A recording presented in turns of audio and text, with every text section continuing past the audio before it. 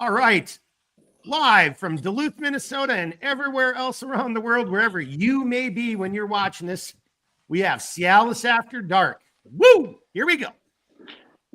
We had a fun live stream last night just talking about Christmas movies. Now we're going to kind of go on the other end of the spectrum or the pendulum, and we're going to have a very serious conversation.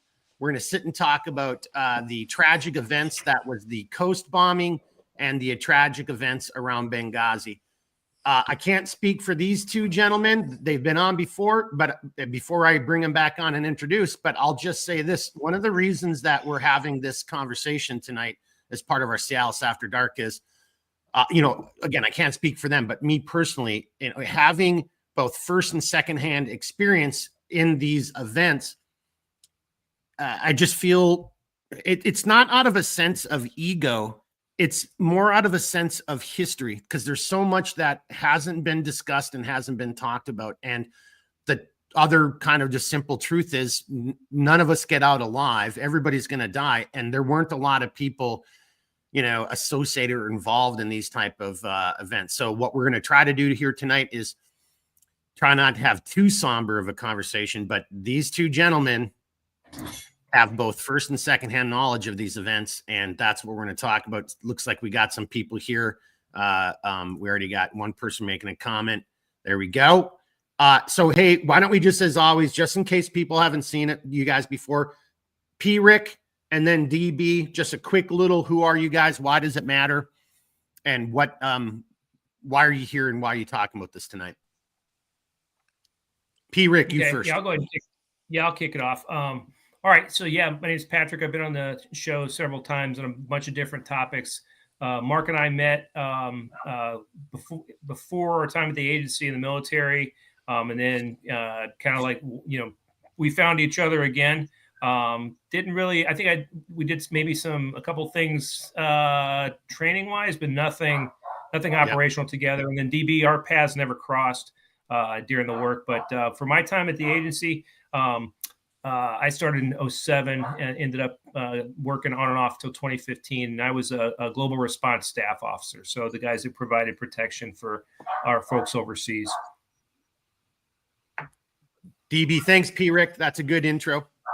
DB? Yeah, and similar. I worked with Mark on and off, only technically off, I suppose. But we worked together for a while back, about 13 years ago plus, normal routine activities. And then obviously the stuff that started happening during Arab Spring, where we also continued to work together. Basically, that's it. Well, the rest is going to come out in the conversation tonight. We don't need to bore everybody right now with those details. And I'm your host, Mark. Go ahead. But you didn't bring up the alcohol, and this time I actually have a CIA glass. How rad is that? So DB, and this is going to come up. He's wearing a hat that pisses me off. We'll just save that. But, DB was one of the smart guys. On his way out of that evil organization, he went to the gift shop, bought stuff. I didn't. I literally only have, over here, I've got my coin from the farm, and then that's all I got. And then I've got maybe a picture or two and one or two things. I just needed to get the fuck out of there when I left. So, but I'm really pissed off, and this will come up, the hats. I mean, that really does kind of bum me out. I know that sounds stupid. I don't care about the performance award. I don't care about the coin. That hat, because it to me, it means something. And, anyway, we'll get into that here as we go forward. One little piece of housekeeping, which over on Centerline we now call fluff. I just want to say this. So, hey, thank you to everybody who watched last week's Cialis After Dark. We made Joe Rogan, we put Joe Rogan to shame. That was a 4-hour live stream. We're not doing that tonight. These guys got family and Christmas parties to go to. But I'm here to tell you that was so much fun. I'm old. I'm not joking. I think I had 2, maybe 3 glasses of wine. But 4 hours, it was so past my bedtime. But thank you to everybody, because we still had people watching and listening and commenting after 4 hours. So that was a really fun podcast live stream tonight. Though we're gonna probably, again, I know we'll just see when you guys have to bounce. I know you guys got obligations. So on that note, we're just gonna jump right into it. And none of this is always, it's not really choreographed. We did a pregame. We just talked on the phone, the three of us, but really we just talked on the phone to make sure that we stay within our legal obligations, what we still have to kind of confide in. And like the NSA guy who was listening on the phone call, well, that he or she probably should have clearance, but I knew all these guys in the agency. So but we just still have to talk about, okay, what do we want to, how do we dance around this? And what do we say here tonight? Because we don't want to, obviously we don't want to, it's not even so much the methods, DB. Maybe we just start here just to kind of get everybody kind of familiar with the government. Maybe it's not necessarily the methods, because as been pointed out in so many movies and TV shows, a lot of our methods are public knowledge at this point in time. To me, it's really more about sources, because I still know a handful of people from that era who are still in the organization, the agency. So for me, it's more about protecting and as we just said in our pregame, there were some people who I was rubbing elbows with that may still be alive, may still be over there. We wouldn't want to get anybody, So for me, that's more the important thing of our conversation tonight.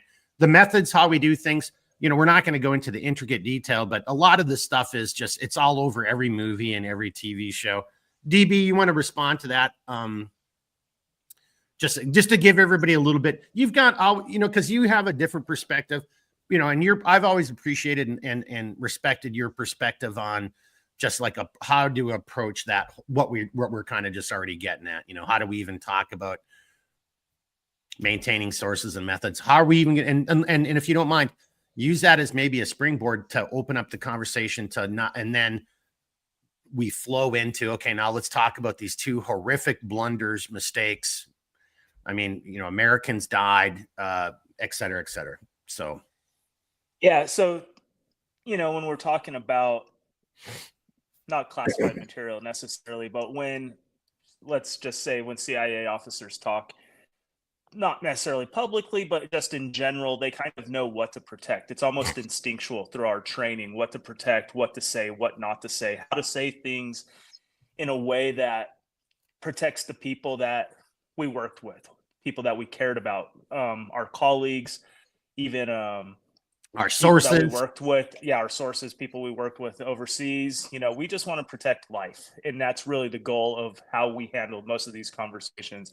The ethos of a CIA officer is not to reach for accolades anyways. So a lot of what we're talking about isn't going to necessarily be about, look how awesome I am or what I did, but it's going to be more about telling the history of what events we were part of, just in that sense of it. And we know what to say, what not to say. Like I said, it's kind of habitual, instinctual when we avoid certain things. And that's kind of what the pregame was just to make sure what's habitual for Mark and what's habitual for me and Patrick are, we're all on the same page for that. And pretty much that's long and short of how we intend to go about having the conversation tonight, especially around relatively sensitive topics that you could Google.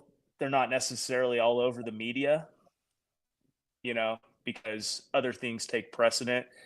I mean, I'll even drop it right now, like the Benghazi attack. Everybody knows about the Benghazi attack, but nobody knows about the 18 months prior to Benghazi. And because that's, humans died, our people died, and that becomes the event. And thank God none of us, died before that, but stuff was still happening. Well, and I think, and I like how you just said it that way, and let's use that to kind of just jump right into it. We're going to turn it over to Patrick P. Rick here in a second, but Jake, haven't seen you comment before. So over here on Cialis After Dark, so on Centerline Systems, when I do my Thursday lives, it's a lot of just like the chat, and I'm answering questions. Here, I just usually pop up comments just to give everybody a shout out. But if you have a specific question, Jake, this Cialis After Dark, my live stream on Thursday about gear, Centerline, we're, look, this isn't so David and Patrick and I can sit and talk. We can do that. And we do it. We talk on the phone. And I mean, not so, P. Rick, don't feel left out, but DB and I have had way too many conversations since Benghazi, with a couple of our other colleagues and, during Veterans Day and other type of things. So yeah, Jake, if you got questions or somebody, pop it up there. And if it fits in and if it's, we'll do our best to answer. And that's kind of why we're laying out a little bit of the, not really the ground rules, but just like the terrain that is going to encompass this conversation, because there are just some things that, I know P. Rick wants to talk about. I sure as hell know I want to talk about, and DB does too, because DB just mentioned the events preceding Benghazi. I'm going to share a personal story in there that, yeah, I mean, it needs to be said, because if we take a step back and look at our government, and if we think your government's going to come and save you, if you think, even, it's the agency and they're just, man, you're going to be surprised. As David, I see David kind of half smiling right now. I mean, like, government is government. And unfortunately that government is government attitude within the government gets people killed. And it really does. And I'm not going to here, I'll just start it and I'm going to turn it over to P. Rick. That's why I left the agency. I believed in what I was doing. I had faith in my colleagues. I trusted some of them. I didn't trust others. The more I ascended through the ranks, the more I saw the political machinations in the government bureaucracy. And I'd never really been exposed to that level of bureaucracy before. And it was appalling to me. And Benghazi, and as we continue and we'll tell the story, this will, hopefully we can get to there if I stop rambling. But that was my final fun meter is pegged and I'm done. I'm out. And then I went back to the States, ended up having to do some stuff, went through some bullshit within the organization itself. And basically at the end just had to say, look, I'm a civilian. This isn't the military. I can walk out the door right now, so go fuck yourself. Yeah. And, I'm trying to do this the right way, leaving the agency. And if you guys want to play, be dickheads like this, well, then I'm just going to walk out the door and you can all, go to hell. So, all right, Patrick, I've been talking too much. Let's bring it over to you. And I don't know, should we start at Khost? I mean, the Khost. So, and my last comment to everybody, the reason we're doing Benghazi and Khost is because the anniversary of Benghazi was just behind us. The anniversary of Khost is just in front of us. Americans, mothers, fathers, sons and daughters died. Your fellow countrymen died perhaps needlessly during these events. And what we're really trying to, I guess, one of my motivations is to be able to talk about it so we shed some light on it and we avoid and this doesn't happen again. P. Rick. Yeah. Well, my ties to both of those events are through GRS, and the agency. I think DB hit on this. It's a relatively small community. Now we don't always rub shoulders because people are going to different locations, and you're back at headquarters. A lot of times you're walking down the hall going to a meeting, or going to lunch or grabbing a coffee, and you'll see somebody you saw in some other country, a year and a half ago, and you're like, oh my God, hey, I remember you. It's like that. So, but when you are there together, it is this team us against the world type attitude, and it has to be because you're in such small numbers, right? So, but my ties into both of those events, and if you don't, largely because of the GRS officers that died in both of those. So. Hey, and I'm sorry, I kind of talked over as you were saying something, and I apologize, but it isn't just that. So here's something we can't say. We can't say how many people are within the organization itself, the agency, and then within our separate little entities. I mean, but it's incredibly small. And to P. Rick's point, and this is why I'm sorry I interrupted you, because even within that small community, which is the agency, and then within our separate, entities within that organization, the downrange personnel, to your point, you would come back and this is your first time back in headquarters in 12 months, and you see somebody you haven't seen for 2 years, and then you get to talking and you find out this person's been in all the other shitholes, you've been in all the other shitholes. It's the same group of people, because everybody else wants to go to Paris, everybody else wants to go, and have somewhere where there's a swimming pool and soft serve ice cream machines and shit like that. There's only really a small number within that small number that willingly wants to go down range and get it done. Well, or we're the suckers who they just keep tapping and say, you're going to go whether you like it or not. I mean, that could be the case too. Yeah. Amen. Well, and specifically to GRS, like our mission was for high threat only posts overseas, because, I would have loved to have been a GRS guy in London or Paris or whatever, like, hey, Belgium, let's go steal some chocolate, man, something like that. But unfortunately, that didn't exist. So everything was in like, the garden spot, armpits of the world. And but that's also great because, that's what you're trained and prepared for. So when you get what you're asking for, there it is. And it's very plain. It's also can be a little overwhelming too, because it's one thing to, have a certain environment coming from a military background where, hey, guess what? It's me and my team in this fight or whatever the case is. It's completely a different thing when it's a very small number, like maybe 3 or 4 of us. And, we don't want to get in any fights because if we do, we're kind of screwed here because we're extremely outnumbered and we're going to have to run for our lives. So maybe we'll end up jumping around just a little bit, but I love what you just said because I want to bring this over to DB specifically from Benghazi. DB knows where I'm eventually going to go with this comment. I'm not there for a gunfight. So when I was over there, right. So initially DB and his crew were someplace and I was, they were in the compound, right. Again, DB, that's all just public source information, right? So everybody knows the CIA annexed the compound. So, well, can I say, yeah, you set that up. I mean, I can say that, right? Sure.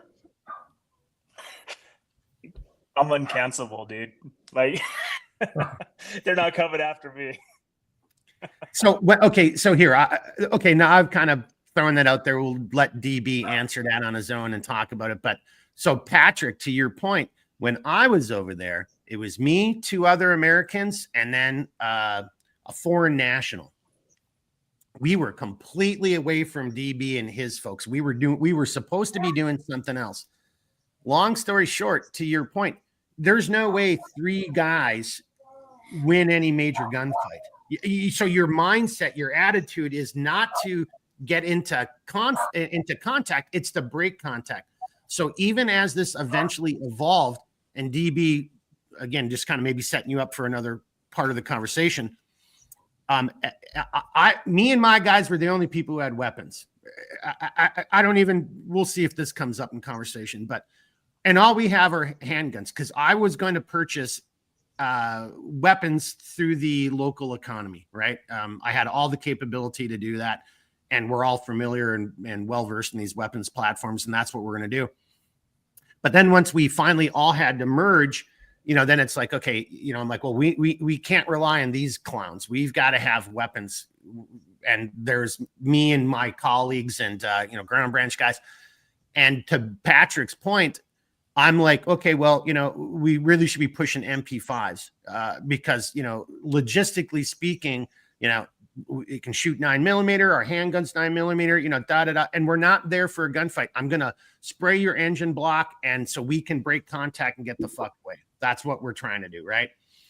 And then DB kind of, and I don't know if this is where we started off with this story, but then some cool guy wanted all this other cool guy shit, and instead of just going out and buying AKs and AKMS, 47, 74s, whatever, off the economy, somebody gets these American tricked out, like James Bond looking, and I'm just like, that, what are you doing? That's not go ahead, DB. It's one of my favorite all-time stories about how amazing the agency is at everything, logistics. They're thinking of everything. These guys at headquarters, they're just brilliant when they know how to connect, like, how do we procure this? How do we make it look like it's not ours? How do we make it all this stuff, right? They're fascinating. And then we go into a war zone or potential war zone, and we're like, well, what does every war zone in the entire world use? AK-47s. That's not really a horrible request. Shoot that back to Washington. Washington's like, dude, we are loaded with AK-47s. What kind would you like? Like, they send us out a whole shipment of them. And everybody who's listening, everybody who's watched a movie, no one has seen an AK-47 that's all black metal. Usually they have like a wood stock or something, right? We all know what an AK-47 looks like. It's not all metal. There's wood. That's just the popular notion of it. These motherfuckers had ACOGs and EOTechs and PEC 15s and like what the fuck, man? I want to blend in. And then no, DB, I don't know if we're going to get to this, but there was a story because now eventually there's a couple other guys and something happens and there is no blending in. Again, it's just like under those type of circumstances, P. Rick, and I'll come to you from the GRS side, you know, the sign to protect people, right? You know, with that mindset. Now we're spies. We're supposed to be assigned to, you know, smart like that too. Spies, euphemistically, we're not really spies. We're intelligence officers. But anyway, seriously, would that just have made you just like cringe? Like, would you have been like, what the fuck is going on here? Yeah, especially in you know, you're trying to be low profile and that type of thing, you know, have non-attributable things. Totally get it. And then all of a sudden, somebody's ego and good idea fairy raises its ugly head, and you get that. And you know, just I think I'll be very vague about what I'm about to say, but I think I actually helped conduct an inventory in a specific warehouse in Northern Virginia on a lot of that stuff, and there was so much of it that there was a procurement issue that. I think they were looking for reasons to use that stuff, and I think that you guys might have been in a location that was a recipient of said items. So, well, just on that, and I guess we're just kind of highlighting the stupidity. So even in the greatest organizations, there's tons of stupidity, and a lot of it just boils down to what P. Rick said is ego, emotion. So you know, again, I had somebody reach out to me and say, okay, what do you guys need out there? And I sent them my no shit bullshit list. And it goes to what we're just talking about here, right? Like if you're going to give me anything that falls into that submachine gun category, give me an MP5. I can shoot 9mm, very collapsible. I can carry it in my ruck. It's very concealable. All I'm trying to do is put rounds in the engine block, break contact, you know, and then somebody, you know, and again, and logistically coming to DB, you know, like it's one logistic train right now. It's not the best, because there's probably not a lot of 9mm in country. We should be looking at 7.62 49. But so that was where the rest of my list was going to what you just said, P. Rick. But instead, somebody's ego and like, you know, the cool guy factor got in there.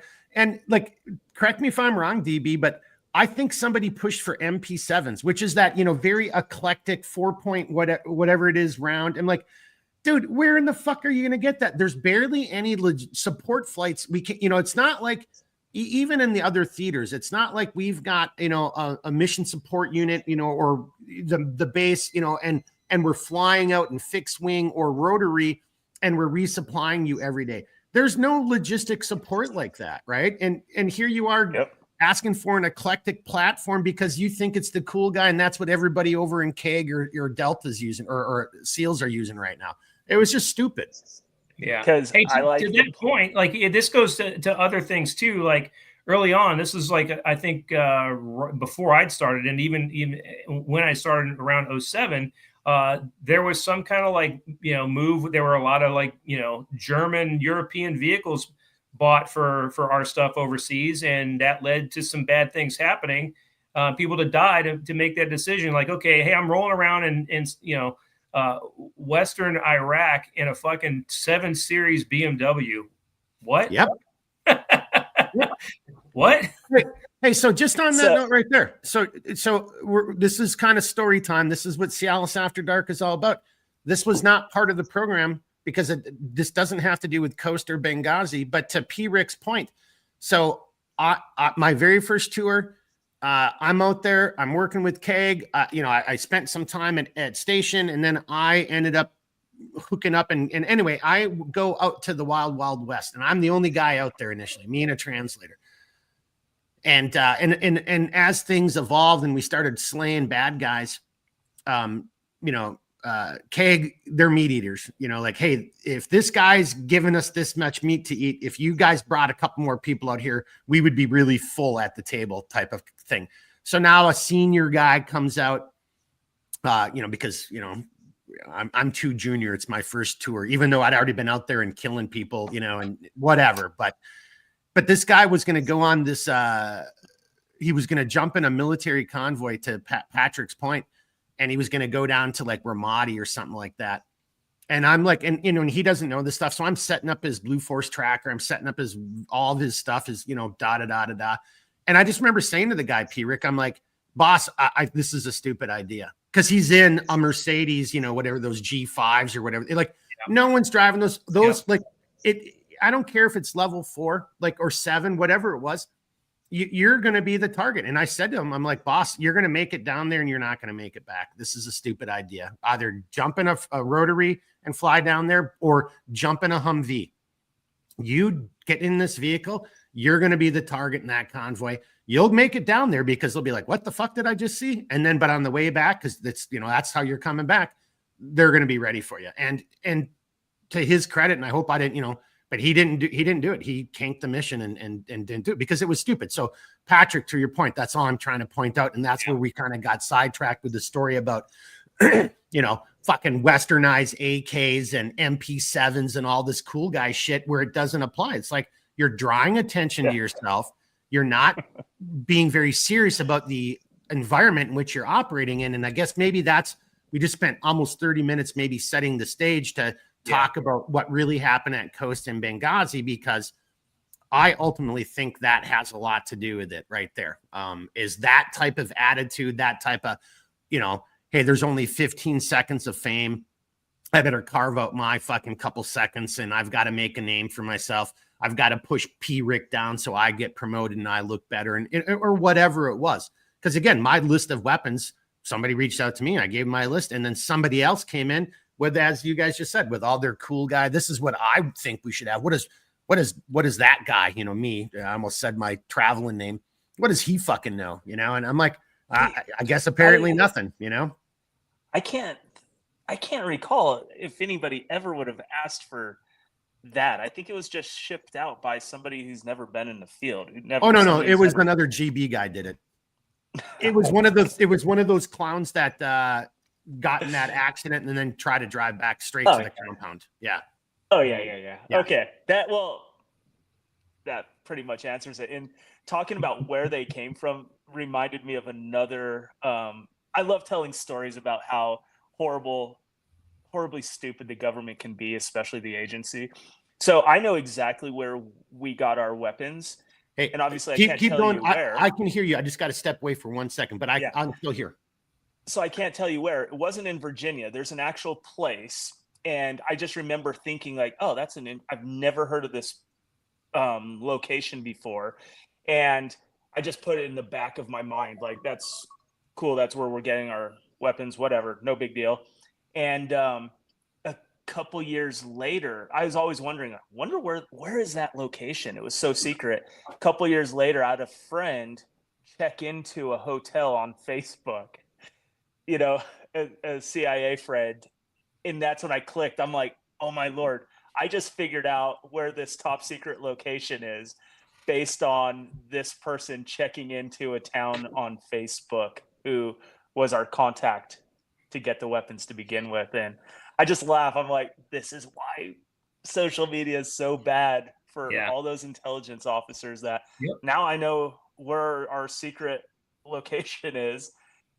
And this person has no clue how easy it was for me to figure that out just based on a couple pieces of history that I had. That's all. The Russians are this smart.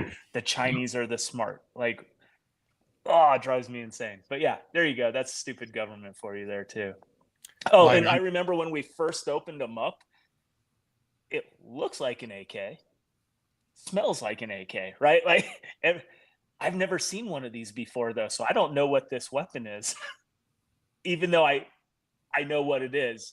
That's how beautiful these guns were. They're the most American Russian gun ever. It's like pizza, right? You know what an Italian pizza is like. You come to America and we Americanize it. And that's all we did to this AK-47, and we shipped them off to a war zone and we couldn't even use them. Yeah. And then we didn't drive around in the local vehicles. We didn't blend in. We didn't wear their clothing, any of that kind of stuff. No, we did everything we can to stand out and draw attention to us.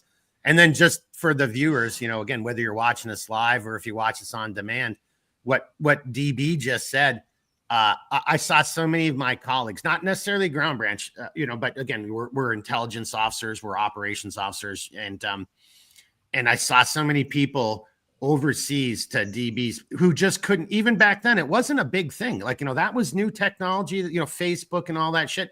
But there's motherfuckers posting shit on their Facebook about I'm like, oh my God, who am I dealing? Who am I working with? What the? You're going to get me killed. You are going to get me killed. What are you doing? Yeah. I was back home one time in a bar in Alexandria, just having fun. I was there with some completely different people. And I encountered some individuals from one of the countries that is of great interest to us in the bar, right? And these were not high-level diplomats, but they were associated with that embassy. And all of a sudden, and I just switched it into work mode. And, you know, and this was, you know, flirtatious. This is a male-female type of thing, but the opportunity was there. Now, I'm not looking, I was in work mode. I'm collecting bio data. I'm never going to see this person again, but I want to know as much about this person as I possibly can so I can go back to headquarters, you know, the next work week, and I can write, you know, I can write this information down, and somebody from that theater, from that group, has more information on a potential individual who we might be able to flip and, you know, get, you know, recruit and get to do stuff for us. And then somebody from who had only tangentially met me once in a completely different theater of the world, a war zone, knew me by a traveling name. So to DB's point, this is where I'm going. Dude, you're supposed to be a professional. If you meet me anywhere in the world, you have to assume that that is not what my real name is. You know, we're all working, you know, this motherfucker saw me in the bar and called me out by that traveling name. And I'm in front of individuals from a very high threat country, and I'm working my little like special magic. And I had to like, no, that was the other guy. You got me mistaken for him. And he's like, no, dude. And he calls me the name again. I'm like, and I'm trying to my best to do that, like, you know, wink, wink, nod, nod without the wink, wink, nod, nod, you know, like, and then I ended up having to scold him once we got back to work the following work week. I sent him you know, we've got our own messaging system, and I didn't, you know, but I'm like, you are a fucking retard. Like, what in the fuck, dude? That was people from this country. What in the fuck are you doing? Do you really think that's my fucking name, you clown? You're like, you know, da. But so, boys and girls, what I'm just trying to say here is it ain't all that it's cracked up to be. And there's just human beings involved in it. And unfortunately, human beings make mistakes. Sometimes it's, you know, is it malfeasance, misfeasance? Other times it's like, it's just unfortunate luck of the draw. Other times, as Patrick just kind of said, and I'm going to use this to turn it back over to him because he's really smart and good at this. A lot of it's ego and career minded. And I don't want to rock the boat because I want to get my 14, my GS14 or my 15 or, you know, whatever it is that you're striving for. Yeah, 100%. Well, so that we don't go down like a completely negative spiral. On the flip side to all the things that we've already talked about, I personally, and I know you guys have too, have worked with some legendary, just amazing Americans that to this day, the ones we'll talk about a couple of them, but the folks that I worked with, I mean, I didn't have like the longest, you know, work resume at all. So the people that I ran across that mentored me and guided me, full respect, and that's something that I'll always hold really close. And I try to take the lessons that they shared with me and pass them on to, you know, other branches of the government, DOD and that type of thing. So that's, I'll kind of kick in with that. If you guys want to go in the direction of Khost, you guys tell me which way do you want to go? Well, let me ask a logistical kind of admin question. So again, I know one of you's got, well, P-Rick, you got a party, and, you know, so DB, you've got like, you're the only, well, I shouldn't say the only. P-Rick has a family too, but, you know, he's not got kids living at home, but you do. So like, how much time do you guys have? Like, what's our cutoff? What's our I'm good for about 35, 40, 45 minutes or so. DB? I can keep going. I got at least an hour, maybe more. Okay, so then how about this? Then P-Rick, let's segue right now and let's talk Khost so we maximize your time on target. And then look, there's a lot to still bring over on the Benghazi side, and you can provide the GRS perspective on, on that and what you guys lessons learned. So, but why don't we start it off right now with you and Khost? DB and I will now I've got a little bit of a Khost nexus as well, so I'll probably chime in a tad bit, but then we'll kind of segue over to Benghazi. And if you've got a bounce, then DB and I can, well, I want to get your thoughts on, so you'll be the segue as you're getting ready to have to bounce. That's when we can segue into Benghazi, and then you can give your GRS perspective on that. And then we'll continue from there. All right, go ahead, sir. That's totally cool. So for people that I'm not sure how familiar the audience is with the Khost event, right? But this all stemmed from a source that was handed over, and I'll be very vague again, from another country that handed over a source to the CIA. No, the book, you don't have to be vague. So that's my buddy right there who died in the bombing, and somewhere in there's the book, The Triple Agent. I mean, that's all. Okay. All right. So it was the Jordanians. All right. We'll go ahead. So handed over from the Jordanians. Normally, when something like this is done, one of the, some of the questions that will come from this before you accept them as sources. Number one, how did you come across this person, right? How were they, were they recruited? Did they walk in? Did they volunteer? Did you have to recruit them? And what are all the details that took place for you to form the relationship? So this is not unlike a business partnership, right? Like, how did you get in business with this person? The individual had claimed to, his focus was, I think he was a doctor, and he was going to lead us to al-Zawahiri, the number 2 in Al-Qaeda. So that was the initial push for us to take him on. I'm having a brain fart right now. I can't remember his name. He went off grid for the better part of, I want to say it was almost 6 months. And while he was off grid, he was also running a jihadi blog site. When he re-entered the picture and our people were able to talk to him again, hey dude, where'd you go? What happened there? He's like, well, I had to do this in order to maintain, my status within Al-Qaeda, that type of thing. Okay, so that would be a major, major red flag for anybody that's trained to say, hey, whoa, for 6 months you were unreachable, and now you've got a story that supposedly covers that entire time. Oh, but you're promising this great and wonderful thing, so okay. And this belies every ounce of training that we're all put through. It belies everything that we do for operational security, maybe for the source, but definitely for us.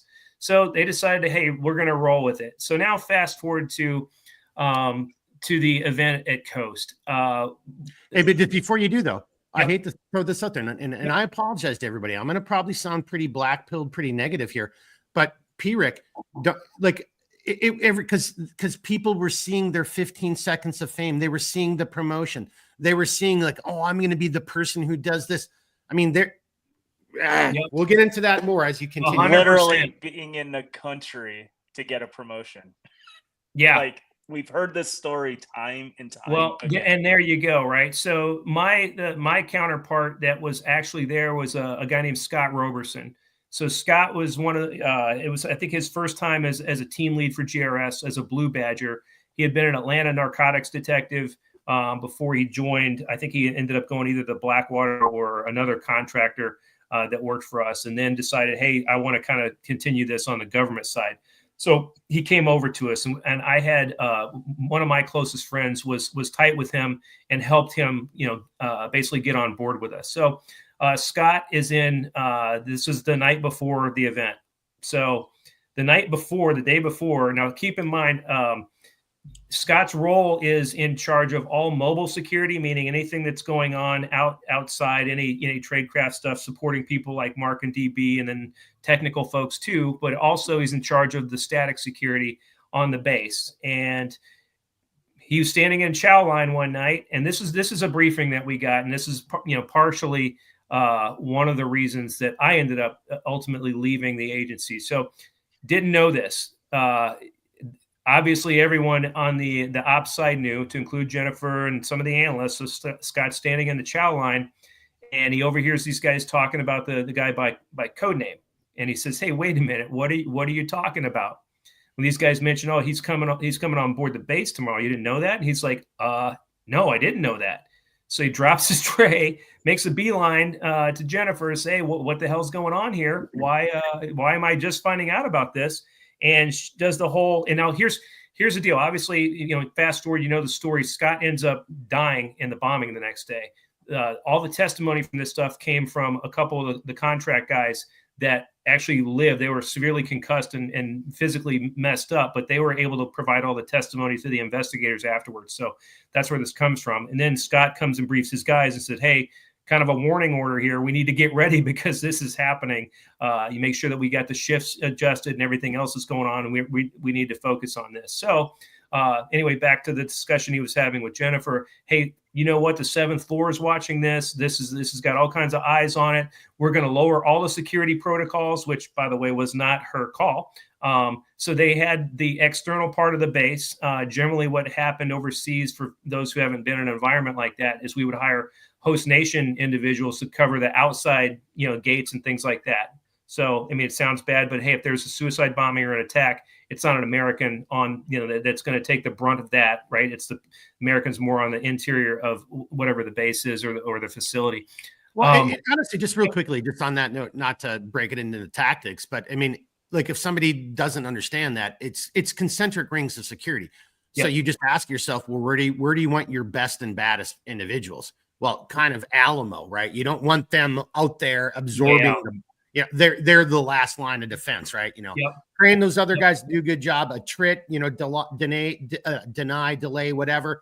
But this is the last line of defense right here. Yeah. So let them in. Inside the base, they had jersey barriers set up in kind of like the fashion where you had to serpentine through, so somebody couldn't have a fast approach to the buildings that our folks were working out of, which were like Connex buildings. Those were all moved to the side. Again, Scott did not make this call. So as this event is unfolding the next day, keep in mind, it's also his first time as a team lead. So he's going back and forth on email, and he's kind of losing the email war saying, hey, 7th floor is watching this, blah, blah, blah, blah, blah. Things changed later. But anyway, the morning of, guy comes on the base. Scott is the first one. He's going to greet the guy, get him out of the car. I can't remember his name now. I'll find it. I think it's Balawi. Balawi. You're right. Balawi. Yeah. He's on one side of the vehicle. He scoots over as Scott starts to approach and opens the door up. He's got his hands inside of like his man jammies, shalwar kameez, whatever you want to call it, and he's shaven. So as Scott's walking around to get him out, he sees this and he hears this guy muttering something. Well, what he was doing is his final prayers.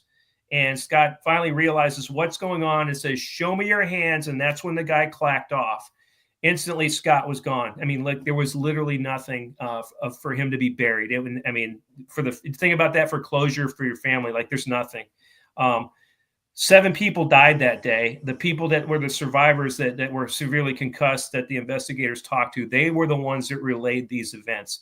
So that really, and I don't mean to be a dick, but technically 9 people died. The Jordanian and the translator died too. True. Yeah. I don't count them, but you're right. Yeah. They wanted to go. So nonetheless, so we're looking at this from the standpoint of okay, how did this happen? We're deconstructing it. So now I'm receiving this full on brief. Now there's one thing that the agency does really, really well. Whenever there's an event that, has a violent conclusion, people die. For us anyway, they were really good about giving us the no shit. Hey, here's exactly what happened. Pieced together from either ISR footage, body cams, whatever source they could get, they put it together and they were really good at it. At the time I was receiving the brief, I was a fully, I guess you'd call fully vetted or a full employee, right? So I was a blue badge, government employee. The folks I was sitting in the room with that were also receiving this brief were also blue badgers, but they were hired on at the time. The agency started this program where they were hiring people on as 5-year term contract employees. You still had a blue badge, but for any reason, if you didn't make through training or whatever the case was, they just didn't like you. You're without a job. So these guys were obviously hesitant to ask questions about this. But I figured, hey, you know what? Let me take one for the team because I am, you know, I'm protected. So I'm going to raise my hand. And I ask the question at the end of this, hey, how do we, you know, how has this changed our security protocols, our TTPs, any of this, you know, what's changed since that? What have we learned if, you know, seven employees died? And the answer was the guy giving the briefing just went quiet. And the takeaway from that was everybody in the room was like, okay, guess what? This could be any one of us the next time we go out the door on a trip. And that was, to me, was like the ultimate, like, wow, if you're not going to learn from loss of life, hell, the Army, the military does, you know, lessons learned, and they try to implement those as quick as they can. And I'm thinking we're at the tip of the spear with, you know, with the CIA, and they didn't. That was, I mean, I was just crestfallen. I didn't know what to do. And several of my teammates, you know, thanked me later. And, hey, man, thanks for asking that question, because I was going to ask, but I can't do it. And I said, no, I get it. I understand. So anyway, that's the story. But Scott, man, just the whole thing. And that hit hard because, you know, I never worked with Scott. I never trained with him, but the people that were around me that I was close to did. And I saw the impact that it had on the families. Gosh, you know, again,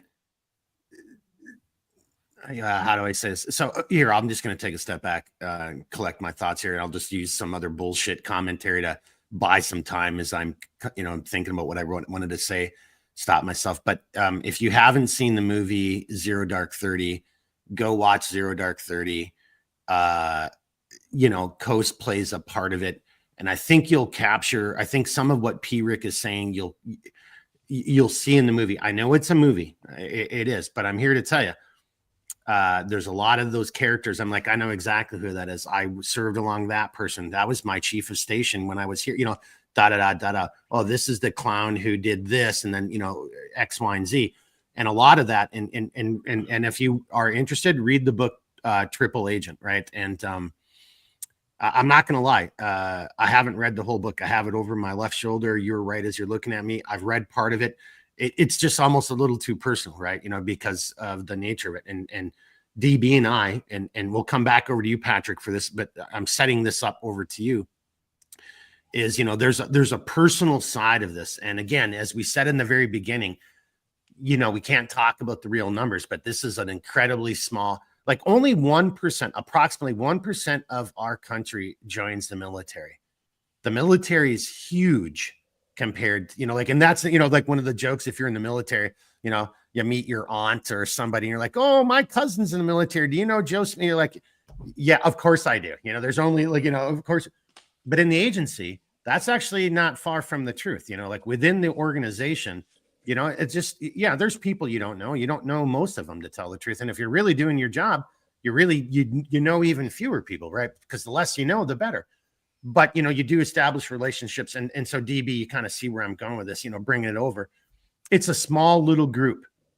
And, you know, read the book, watch the movie.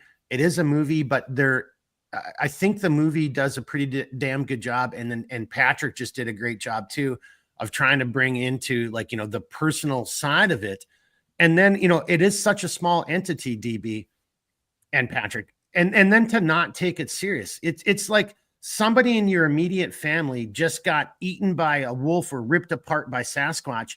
And then you do a briefing on it, and then you don't do anything to mitigate more wolf attacks or more Sasquatch attacks. You know, like, instead, you're like, hey, let's just look at these cool AKs I have, you know, like they're all black and US looking, you know, type of shit, you know, as opposed to, and a very honest, and okay, I'll say it then. So this is why I kind of stuttered at first.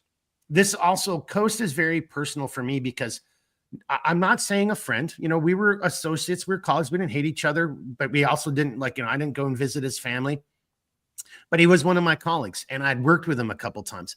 And I cut my teeth in Western Iraq doing high threat desert meetings. And this isn't ego. This goes into what P. Rick is kind of getting at. And I hope DB backs me up. It's a small community and we do take lessons learned. We should. I had done so many high threat desert meetings and I was trying to teach that to other people over in that theater as well. And so, you know, for me, the thing that really bothers me is how easily avoidable this whole situation was. I'm not even going to get into they didn't vet the source because, again, they were seeing stars in their eyes and thinking about promotions in the 7th floor, all that bullshit. That's the human element. But to forego all tradecraft and again, and whether people like, I wasn't very liked in that theater because I made station look bad. Like I was doing stuff and the military guys loved me because I was putting meat on the table for them. I wasn't ground branch at that time. I was just a first tour vanilla case officer, but because of my military background and I was stupid enough to raise my hand and I had done some things with KEG down in station, they're like, yeah, have that. We want that guy to come out and start working with us and let's kill some bad guys. And I was very effective at it. And that isn't good in the grander scheme of things. Rick, to what you're saying, it's like people get pissed off about that. And instead of saying, hey, but is what Rick's doing, or the question, is that legit or is that, and that doesn't happen. And that's where I think, unfortunately for me, and this is my black pill bias, I'm just going to admit it. I think that that element, that narcissism, that selfishness, that egotistic attitude is very prevalent within our government right now. And instead of doing the right thing and learning lessons learned, and look, I'm just going to say this, Patrick is one of the best planners I've ever met in my life. I mean, if I had to go on a compound, I would and I could pick my team, I would want him on my team. And then for an organization to poo-poo that and just ignore it and not realize it. Again, I'm not saying I was the only person who's ever done a high threat meeting, but I was doing high threat desert meetings with people who used to be Al-Qaeda, who I turned over. It brought them over to the side of our side, whether that's good but we were killing bad guys. Dude, you can't do a single meeting with any of those guys because you can never really truly trust them. But back to the whole point, I was vetting these guys constantly. I was constantly making all of these conditions, and no one in the agency ever gave a fuck. Yeah. They're like, oh, let's forget that. We don't want to talk about that. Let's get back to Paris. Let's get back to the bright, shiny, sexy things. And this is going to come in when DB and I start talking about Libya.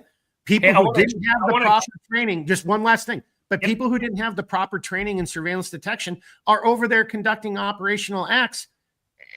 Just like, what the fuck is going on here? Yeah. All right. I want to backtrack for a second. When I first EOD'd, which is enter on duty, when you first get hired out there, right? You go through a week or two or whatever it was of all these different onboarding programs. You get to learn about all the different offices at the agency. You do all your admin paperwork, so you get paid and you set up your retirement and all this great stuff. And usually towards the CIA end, 101. CIA 101 or Access 101 or whatever it's being called. Oh, that's what it was called. Access 101, yeah. But to DB's point, everybody just called it CIA 101. Yeah, that's right. what it was. Yeah. So you go through that, and at the end, usually they have one of the senior people come in to give you like a rah-rah talk and that type of thing. In our case, when my class first came in, the guy that did that was I think he was the executive deputy director named Stephen Kappes. I don't know if you remember that name, Kappes. So Stephen Kappes was, he was a Marine intel officer back in Vietnam, did a lot of this stuff with the, different Phoenix programs and pretty much everything. And then wound his way into the agency, worked, did the Moscow thing. So the guy's like the quintessential, like, hey man, this is a pretty cool, career. So you learn about that a little bit before he comes in. One of the things that he said to us, he said, number one, you're all hired because, you have you have leadership ability. This is not a military organization. We're not moving large formations. So it's incumbent that you all are free thinkers and you can be honest and you have integrity, which that comes out in the hiring process. He left us with this. He said, I want you to always remember this. There is no piece of intelligence that is worth any one of your lives. And after that happened in Khost, that resonated with me over and over and over again. And I just felt like, hey, man, you guys really, not only have you dropped the ball, you've betrayed our own people by doing that. I agree. So I like how you just took it at the end, because I was going to that might have been spoken in your world and your circle, but no, there was people who are, I have way too many stupid stories about people who read too many books or watched too many movies and thought that piece of intel was worth my life, and it's like, no, that's kind of stupid, and at the end of the day, we volunteer, right? Yeah. But I knew I was in trouble when I heard some asshole who was never going to go through the door with me say, you get paid to go out, you don't get paid to come back. And I'm like, you get in the step. Come on, let's go then. Come on. I guess your point then, huh, brother? Yeah. Yeah. So, hey, we're kind of getting close to that hour. Are you having a drink, by the way? No, I'm drinking coffee because I'm getting ready to hit some more stuff when I go out. You're dead to me. You're dead to me on that point. At least DB rose to the challenge and he's having a drink. But all right, okay, P-Rick, let's let you keep going for the next 5-10 minutes or so. I know you're gonna have to bounce pretty soon, but okay, we're not quite done with Khost. Yeah. So I'm kind of done with my part of that. I just saw the emotional toll that it took on my teammates, families, that type of thing, and it reverberated with a lot of us. So that part with Executive Director Kappas making that comment, I think that hit everybody really hard. So when you're talking about the people that are in charge of this stuff that are going to be, it would have been one thing if the briefing would have been given to a group of analysts at headquarters for their awareness and to show them, hey, look, we're keeping you guys in the loop. It was completely another for us, the guys that are going to go out and accomplish or try to accomplish a security mission for clandestine operations overseas. So you're saying, hey, we're not going to worry about you. And there's, that's very concerning. And I'm telling you that there's a lot of folks that ended up from my office and my group started leaving within the next year or two. And probably they saw these things play out in other areas when they were taking trips. But hey, think about that. That's one of the first things you see before you go out the door the first time. And that's what you're told. Like, hey, nobody's got your back. That's horrifying. So let's come back to the go ahead, DB. What was that? I was going to say, and you're next. Yep. Like, right. Yeah. Knows, like, okay, you ready to go? Guys are hung out to dry. Yeah. It's only a matter of time, not a matter of if. Right? Yeah. Yeah. It's when, not if. Yeah.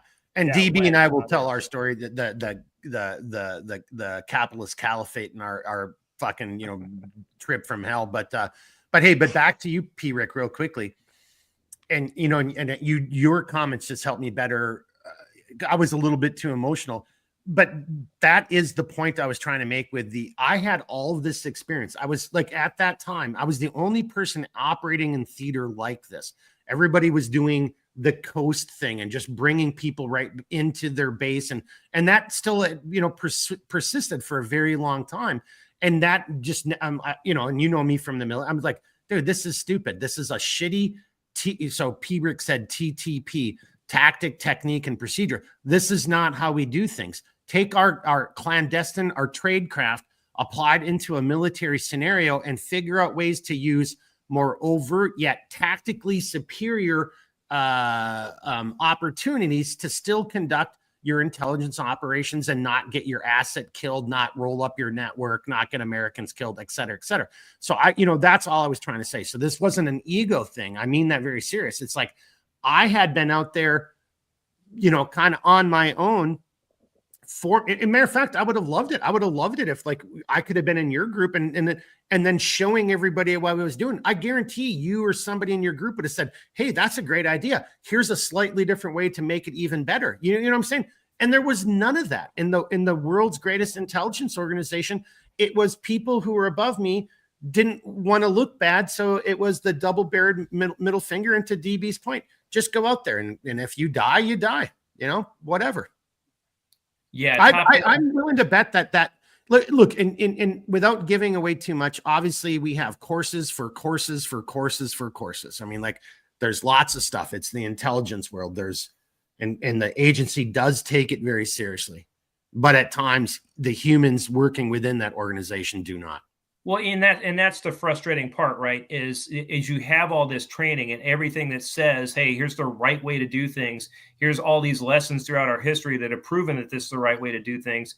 And then you see it play out right in front of you. Hey, that's not what we're doing. Why aren't we doing it the way we're supposed to be doing it? Oh, because so-and-so says, it's frustrating. Hey, I'm going to jump to Benghazi a little bit here, if that's okay. So I was not, I've never been in Benghazi, but so again, it was a very GRS, historical type operation, if you will. First off, when the guys from the contract team came out on Fox News years ago, and they wrote the book. I was very mixed in emotions with that. On the one side, I thought, hey, that's really great. You know what? We need to point out where our shortcomings are. And, these guys went through hell, so they need to do that. On the other side, they gave up a lot of, TTPs in that story, and how we operate, and how we accomplish what we do in those types of environments. So I wasn't really good with that, and I thought these guys were going to get slammed. And I thought, man, this is going to be bad. I feel bad for them. It didn't happen. For whatever reason, it didn't happen. Right. So I think the politics would have, if they would have been slammed, like Hillary and the Obama, they got away literally with murder. If they would have slammed those guys, then I think it just would have caused too much of a political dust up. It would have drawn too much attention to the mistakes that they made. Well, a situation that she and her administration generally caused, or almost directly caused, because the State Department guys directly caused. Absolutely. The State Department there, the RSOs and assistant RSOs had been saying for months, hey, this is not a defensible site. We need manpower. We need an increase in manpower. We need supplies. We need to harden this facility, so on and so forth. They didn't get it.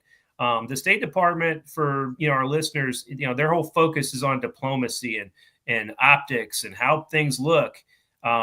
Even if it comes into the world of security, protecting their own people, that trumps the security apparatus, right? So State Department has an arm of it called the Diplomatic Security Service, and those are the guys that provide protection for them. Those are the ones also that were reaching out asking for help, and it never happened, right? So one thing led to another. I'll go into this. I think everybody has followed, heard the stories of all the contract guys there.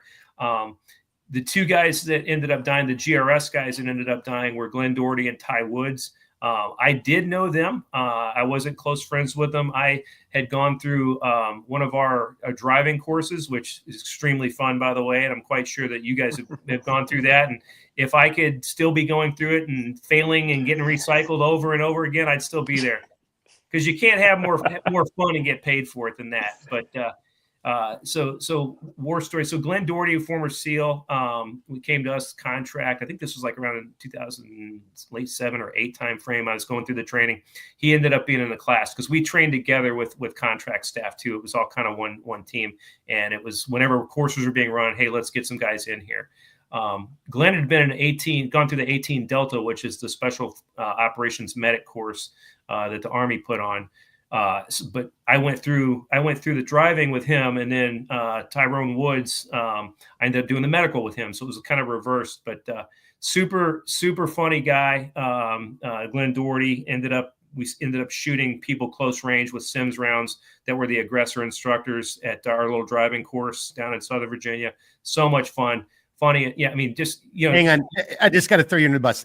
Yeah, I've heard this story maybe twice from T-Rick, and he is not doing it any justice. I know. I'm being super nice. Okay. Well, so yeah. And honestly, in honor to his memory, you should just tell the whole story. Yeah. Okay. You can stretch it out, and just spend a couple more minutes.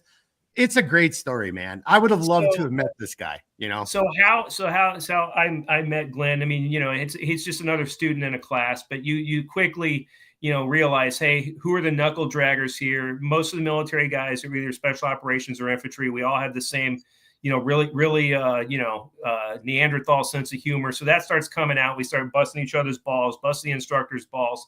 So we go out, we're doing a driving exercise where we have these old cars, and the instructors are trying to do everything in their power to stop us, right? They're trying to pit us, which, if anybody knows what the law enforcement guys probably know, precision immobilization technique. They're basically trying to, stop the vehicle so they can get us out and take us captive or whatever. In this process, I was a driver in this situation. I had somebody that was on my side kind of calling out things, and I had Glenn in the back that was kind of telling me when cars were approaching and that type of thing, so I could brake or do whatever to keep them from running me off the road. Well, the instructors drove up close to us, and they were kind of sending the message. They were shooting Sims rounds at the vehicle, kind of hitting the door, kind of letting us know, hey, we can reach out and touch you from right here. Well, Glenn, without hesitation, picks up his Sims rifle and starts firing, like literally, window to window, close range, and hitting the instructors. They're like, motherfucker, ah! And they went off the road. And I'm driving my ass off, laughing as hard as I could. It's like the most conflicting thing you could ever deal with. And it just, when they finally like came over the radio and said, "Hey, Index, pull it over," I was like, man, like, I kept laughing for like the next 30 minutes. And the instructors were legitimately pissed off because I don't think they were wearing protective stuff. They were just trying to be smart asses. Glenn, without hesitation, fucking lit them up. It's awesome. Hey, there's no evaluators here, man. If you're gonna be in the program, boom. Yeah. Hey, you said real world. Let's go. Yeah. So real world. I was gonna throw a brick through your windshield and then shoot you in the nuts. I mean, like, I love it. It's just awesome. Yeah. I ended up doing a medical course with Ty at kind of like in our area, and I think we were closer to the. I think we're on the North Carolina side. If you guys know where that is, where we had some live tissue, some patients. I'm not gonna get into the PETA thing, but yeah. So we kind of, when you have your hands in another, living being with somebody right there next to you, sticking their hands into you, feeding you gauze, you kind of get to know them pretty well. So that's how I knew those guys. Not like best of friends. We didn't stay in touch, but man, it really hurt when I learned about, what happened there. And it's just, it's just another crestfallen type thing, So again, another example of how close everybody actually is who works in those environments. Like we'll see them over one training or one tour, and we'll see them again and again and again because it's such a small circle. Even in Khost, I knew one of the individuals there who was in a class prior to mine, and we did an after action case study with a group of people in my division, and this person was part of that case study, and it was really hard because everybody in the room was like connected to that person. We're studying what happened to one of our own, and that's rough. And that's when it hits home how close it actually is. And I don't know, for everybody watching live or on demand, and this isn't an elitist. I don't mean it this way. This isn't passive aggressive, but I'm not even in David's shoes in that scenario, but that resonates with me because it is such a small community. Yeah, there's douchebags, just are, but like, again, there's people from that organization that I was never, huge friends or anything with, but have like your interactions and what you're going through it leaves such an indelible mark on your soul, on your persona. And you see so much more about who you are as a human and who other people are, because you're not hanging out under like, hey, we're out there playing 18 holes of golf on a nice, beautiful Saturday. You're in shitty parts of the world under shitty circumstances, doing shitty fucking things. And so even if it's not a friendship, it's a bond. It's hard to describe. I know that sounds like a cop out, whatever, but I don't know how to say it. So like, I can put myself, so I can empathize with what you just said, DB, even though I was not in that room. I can empathize with that, right? Plain and simple, because it was one of ours, even if I never met that, because it was such a small group of people. And then and look, and I'm not going to lie, there's a little bit something more over to Patrick's side. I never did a lot of stuff with GRS. I did on my very first tour. In those first few months before I went out west, I did stuff with GRS, and GRS was with me when I called an abort on a reverse car pickup because it was an ambush, and no one at station wanted to talk about it, and everybody was giving me shit, but all the GRS guys knew I was right, and everybody flowed, and everybody responded, and so. I didn't know those guys. I never hung out and had beers, but I have nothing but the respect for those guys because they were professionals. They weren't these crazy cowboys and doing stupid stuff. We were out there trying to get a job done. And that's why I love that story, P. Rick, because it's the mentality. It's like, no, I'm here to get a job. And yes, this is training, but if you're going to roll up on me, this is training. Well, this is what I would do in real life. I would, and that's why I love that. Right. It's like, because that reflects who you really are. And I want that guy or gal on my fucking team when I'm out there on my own and it's just 3 or 4 Americans, you know, in the middle of a country that wants to kill us. Well, and you guys have talked about this before. You guys have talked about this before, but you know, when you have people like that can pick up your morale, look, you know, I can see it in both of you, just a little smart ass little glint of your eyes. And I already know the sarcasm that's emanating from your skull. And I'm probably on the same page with you. That stuff's immeasurable, right? I mean, you're in a shit environment, but knowing, hey, there's somebody that's going to constantly bust your balls and challenge things and keep it entertaining at least. You can't put a price tag on that, man. I mean, that's the beauty of it, right? And on top of that, Mark and I have actually done 18 holes of golf in a really shitty place in Tunisia. So yes, we have been in bad places playing golf. Yeah, it actually can be done. We are living proof that it can be done. But the funny thing was, we can say this. So we're talking over the phone and we had to find ways to talk openly because we're assuming our phones are being monitored by the host nation.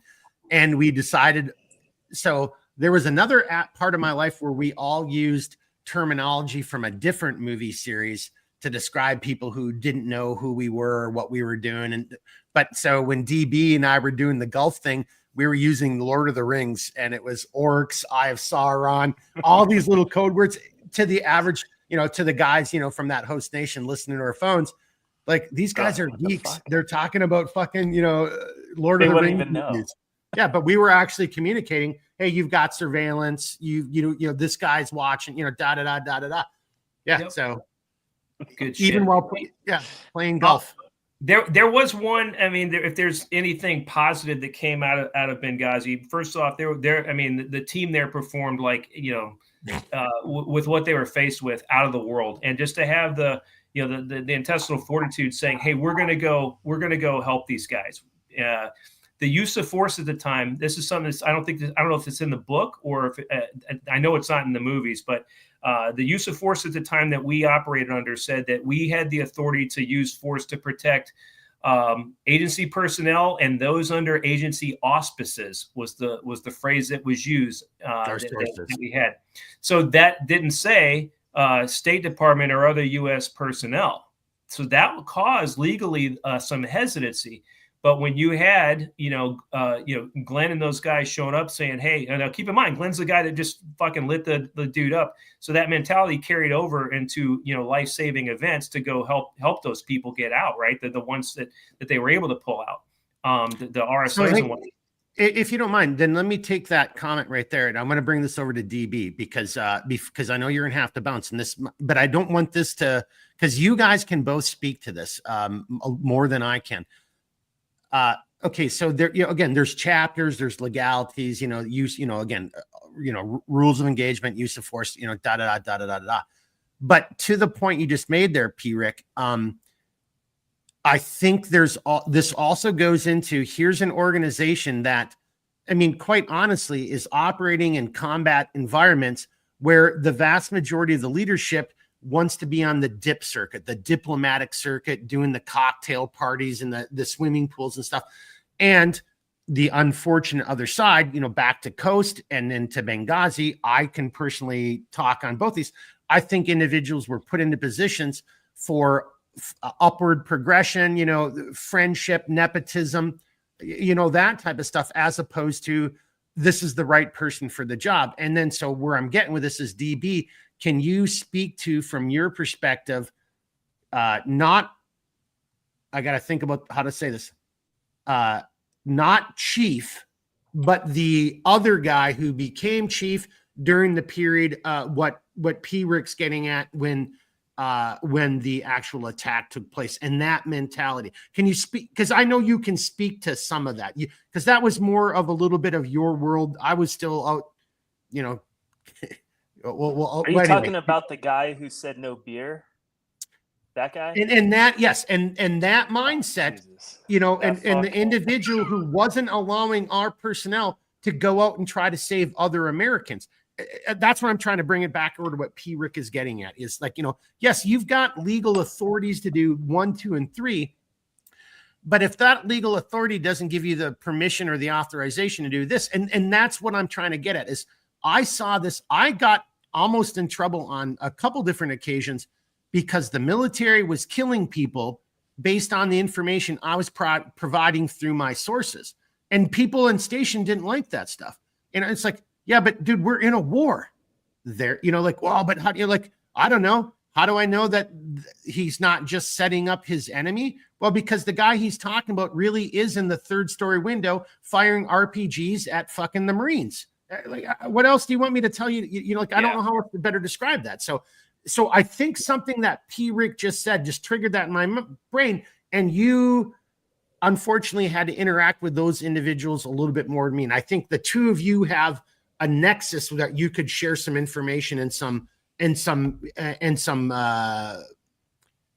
a little bit more insight on. I'll wrap my piece up if that's okay, because I got to get going here a little bit. Well, but I want you to hear what DB has to say though too. Can you stick around for DB's response? Okay. Yep. Now, are you referring to more like the people who are in country for those promotions or for those? They weren't there because they were necessarily qualified. They were there because everybody's seeking a promotion. Everybody's seeking the awards, whatever it was. And just for the record, and I don't care if somebody wants to slander me, there was somebody who died in Khost because another person was having an affair with that person, sent them over there and, for what we're just saying, to get promoted. So continue. And in my experience, and of course, I think I was perpetually a junior officer anyways, because all the environments that I was in were like way above my, experience and grade level. And the one thing I noticed in Benghazi specifically from day one, we are completely being bombarded by folks in Washington who are looking for those promotions. It was, hey, we got a war zone popping up. We haven't had this crazy or chaotic or promotion worthy environment happen in a long time. And it became almost like a bidding war of people who just needed to go there to check a box, as opposed to we're about to start a war, or rather whatever, we're in this country about to do some crazy shit. Let's send the most experienced, most qualified people, the people who are going to get the job done. And it was the MO of Washington as this is an opportunity for promotion. So let's send out this person who's not experienced in this war zone, because honestly, not very many are, but this guy was exceptionally not. Yeah. He was a textbook guy. Like he understood the training, what you're supposed to do on paper, but he doesn't know how to adapt to the environment, adapt to the operational challenges that are there. Because if it's not in his, in the textbook, he just doesn't know, and he's learning from scratch. And it was just over and over and over. The person they sent out to babysit me to get his promotion because our chief. No. Hey, for the record, this guy I did see. So I'm backing up DB 100%, and it's not because we're buds and no, this guy was a bag of Richards. I mean, seriously.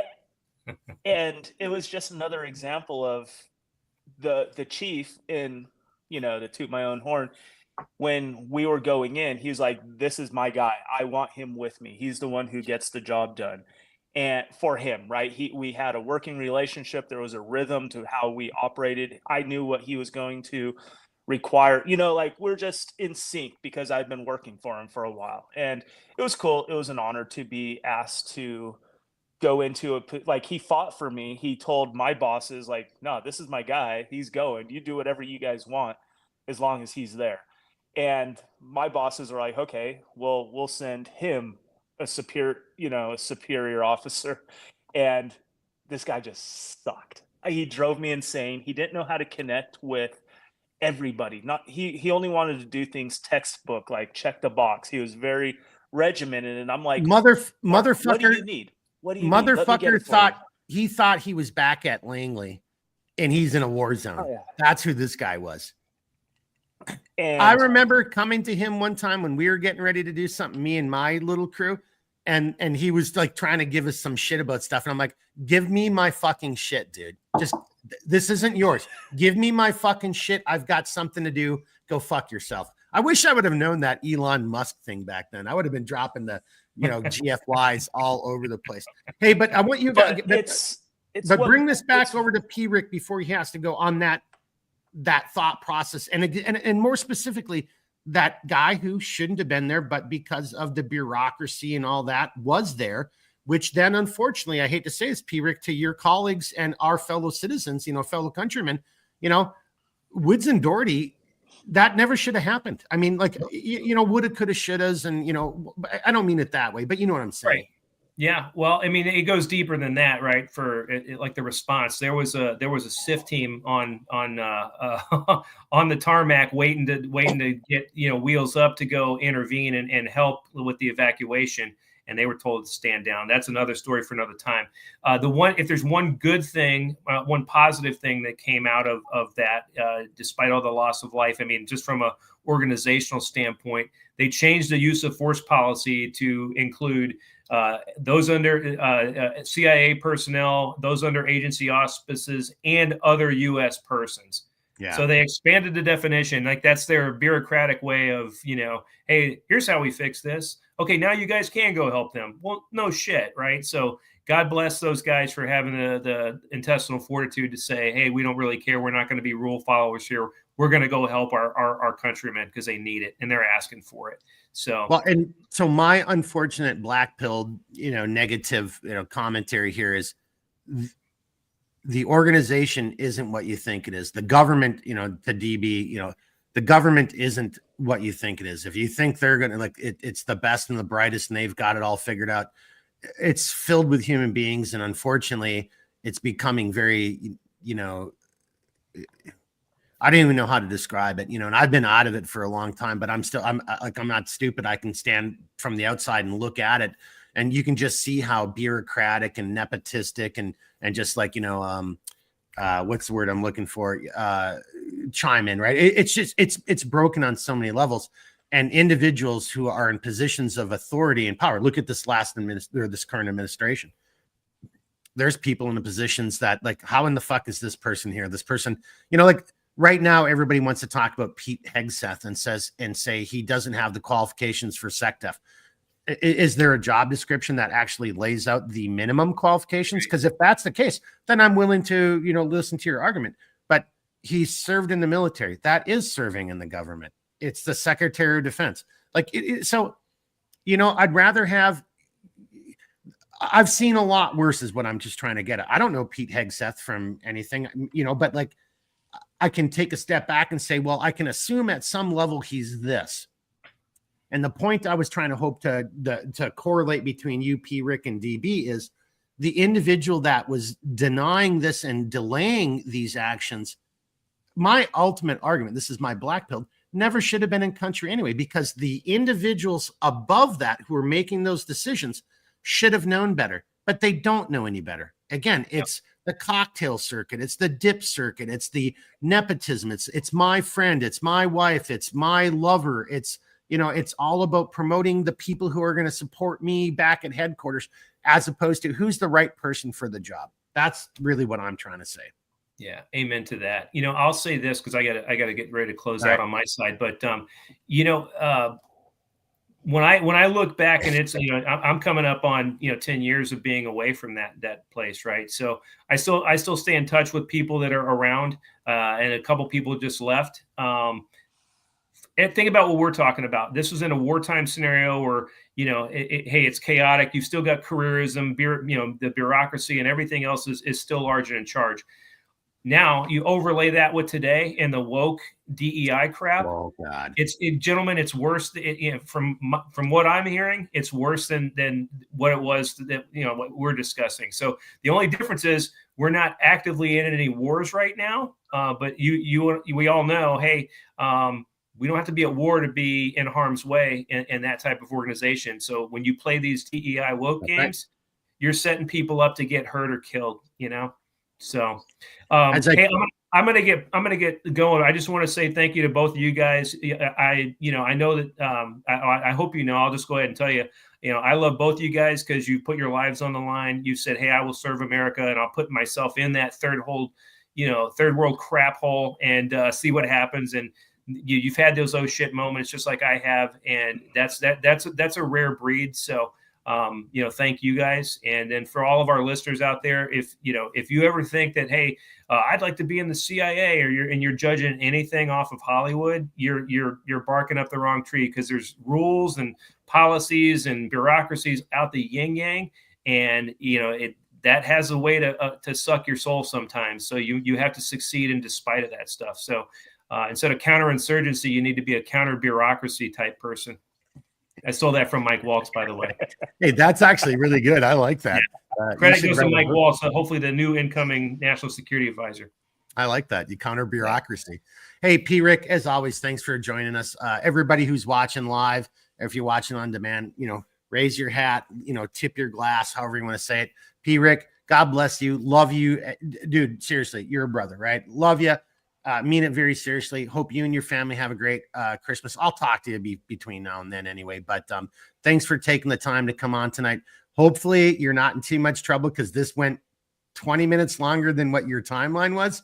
So if you got to blame it on, if household 6 gives you shit, I'm not as good at planning as you gave me credit for, because if I was, I would have ordered the Uber like 15 minutes ago.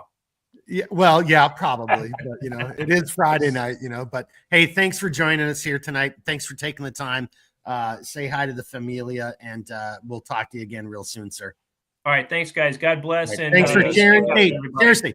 And we got to do Christmas. this again, because this, I'm not going to, before you go, we're not even, I thought we would go deeper. I think for me, I'm not going to lie, this is kind of like therapy. This is the first step in being able to open up the book and start talking about things. So maybe we need to revisit this again. I don't know if that's how you feel, but that's how I wasn't sure what I was going to say or what I was willing to say. So for me, it's a little bit more of therapy. So maybe we can do this again, P. Rick. Yep. Amen. All right, gents. We'll see you guys. Okay. Everybody be safe. Merry Christmas. All right. Merry Christmas, brother. See ya. All right. As we bring it over to DB as our solo contestant on Are You Sure You Want to Work for the Government game show? Let me just do this real quickly. We had a couple and I apologize to everybody. I think we already posted that. Here we go. Somebody was asking if you're having a nice bourbon. Frey Ranch. It's a buddy. Here in Nevada. He's out in Fallon, about an hour east of Reno. And I went to college with him. His wife is a sorority sister of my wife, and they're just amazing, good people. The dude's a farmer, has been farming for generations, his family, and they decided, why don't we just become like a bourbon, and they got vodka, they got all kinds of stuff. Why don't we just do that? So it's like ground to glass bourbon. Like, he grows everything. Everything is in-house. It's not get your own, get your materials from one place and bottle and distill it over a different place. He's amazing. So Frey Ranch, you should be able to get it virtually all over the country now. He's a big deal, but it's good stuff. All right, there we go. At the very end, he finally said it is a nice bourbon. All right. Then we had I just want to go through because people are kind of chiming in. We had John showing up saying, "What's up?" VTech Moonwalker saying, "What up, ladies?" Gene, great chat tonight. Shame about lots of life due to ass hats. Yeah. Well, it's going to get worse, Gene, because now we're going to sit and talk a little bit more of we're not done. So it's an hour and 28. We are not, I say again, we are not doing a 4-hour podcast. That ain't happening. I'm just too old for that shit. It was tons of fun. This is more fun than going to a bar, hands down.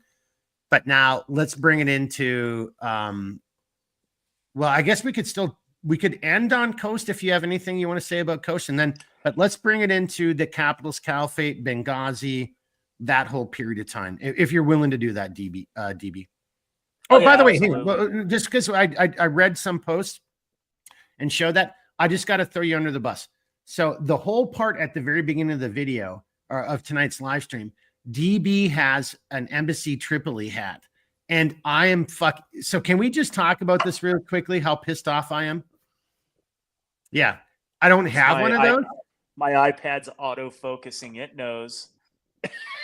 Yeah. So I was there. I don't have one of those. I didn't get a fucking coin. I didn't get an award, and I don't care about any of that. I actually am just pissed off that I don't have one of the hats. I'm not. Show the coin. That's it. This is the agency's idea of a challenge coin. Show that again. Okay, so first I'll show you because this is so. Let's here. I'll just recap what we talked about in a previous episode, where quickly, you know, those of us who were in the field, who were part of the revolution, but on the Libyan revolution, but on the Libyan side, field side, not the headquarters in Washington, safely side. You know, the people doing the dangerous work, and I get headquarters is doing a lot of lifting. I'm not taking anything away. Yep. But they decided at one point we need a challenge coin or something to commemorate what we've done here. And that's brilliant. That's cool. I love it. I've seen many of these. I have an entire thing full of these challenge coins. I get it. Every division gets one, every unit gets one, whatever. And these are the commemorative ones. And here's our, this is the NCS Near East coin, you know, pretty standard. Everybody's seen this, you know, if you've been in the military. This is our division. And the egos of Washington, the egos of Here Washington. we go. I have no better way to describe Washington than this coin. This is. Hey, I'm going to bring you full. Hang on, just put it. Hide it real quickly. Let me just bring you full screen so everybody sees it in all the egotistical splendor and glory that is your government. Here you go, buddy. There you go. So we have regular sized coins, right? Or challenge coins. Everybody has whatever. We've all seen them. Look at that. Look at that. How big is your ego for the Libyan operations? Drives me insane, dude. And you never saw one of these because when I was at headquarters, dude, I don't know I don't know if the proper question is how big is your ego or how small is your penis. I don't know which is more appropriate.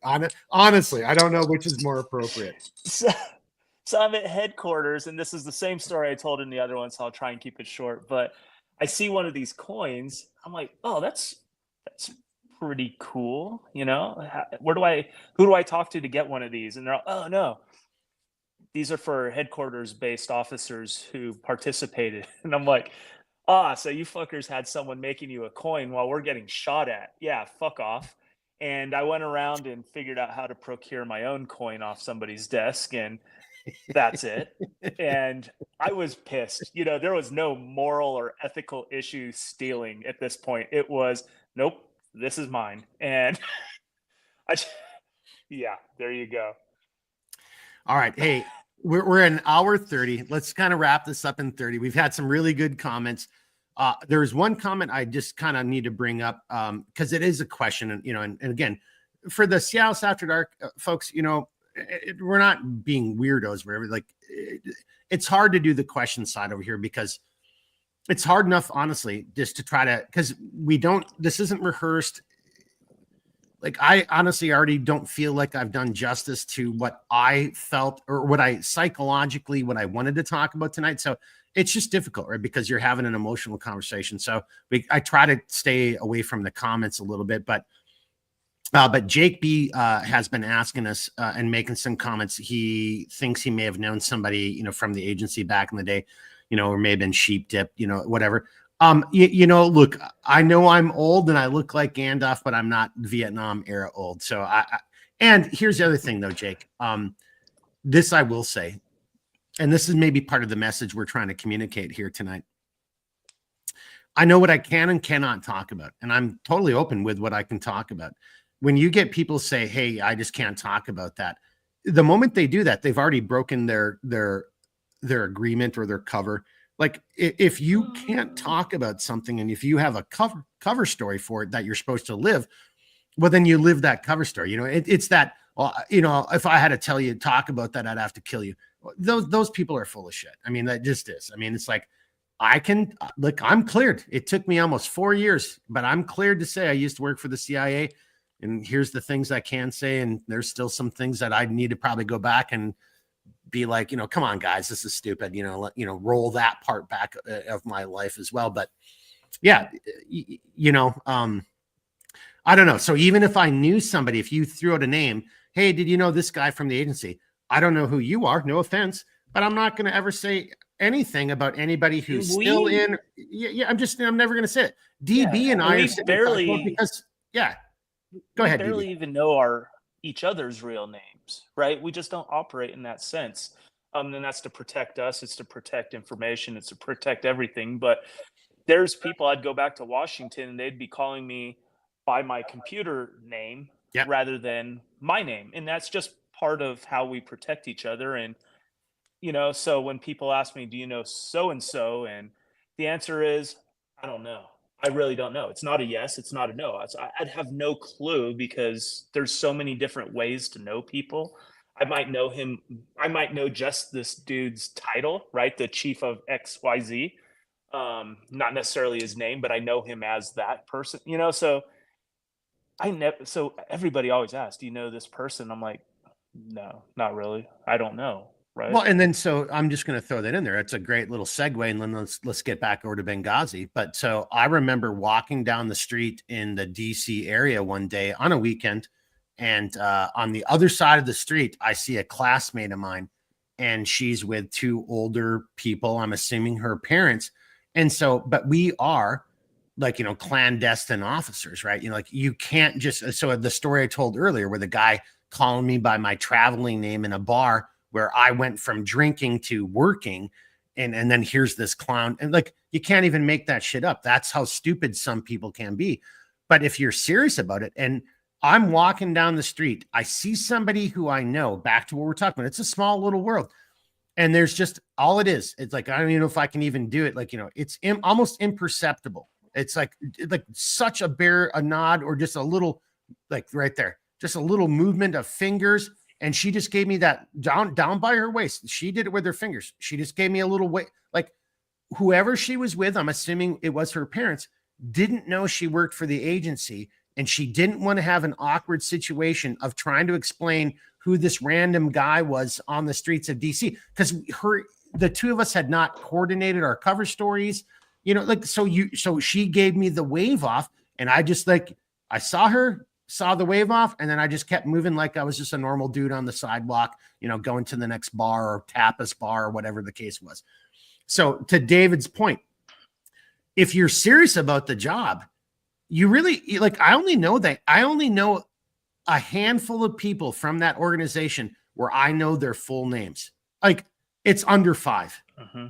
I mean, seriously, it's under 5 people that I think it's actually 3. It's 4 people. I know 4 people where I know their full fucking names. And then there's maybe another 6 people where I know some other little bit of bio data about them, but that's all I know. And I did that intentionally because, hey, the less you know. Again, I only have 10 fingernails, but hopefully after 3 of them, you'll be like, this guy doesn't know shit and leave me alone. And, give me my other 7 fingernails. And I don't have to suffer through that. Hey, okay, let's bring it over back to you.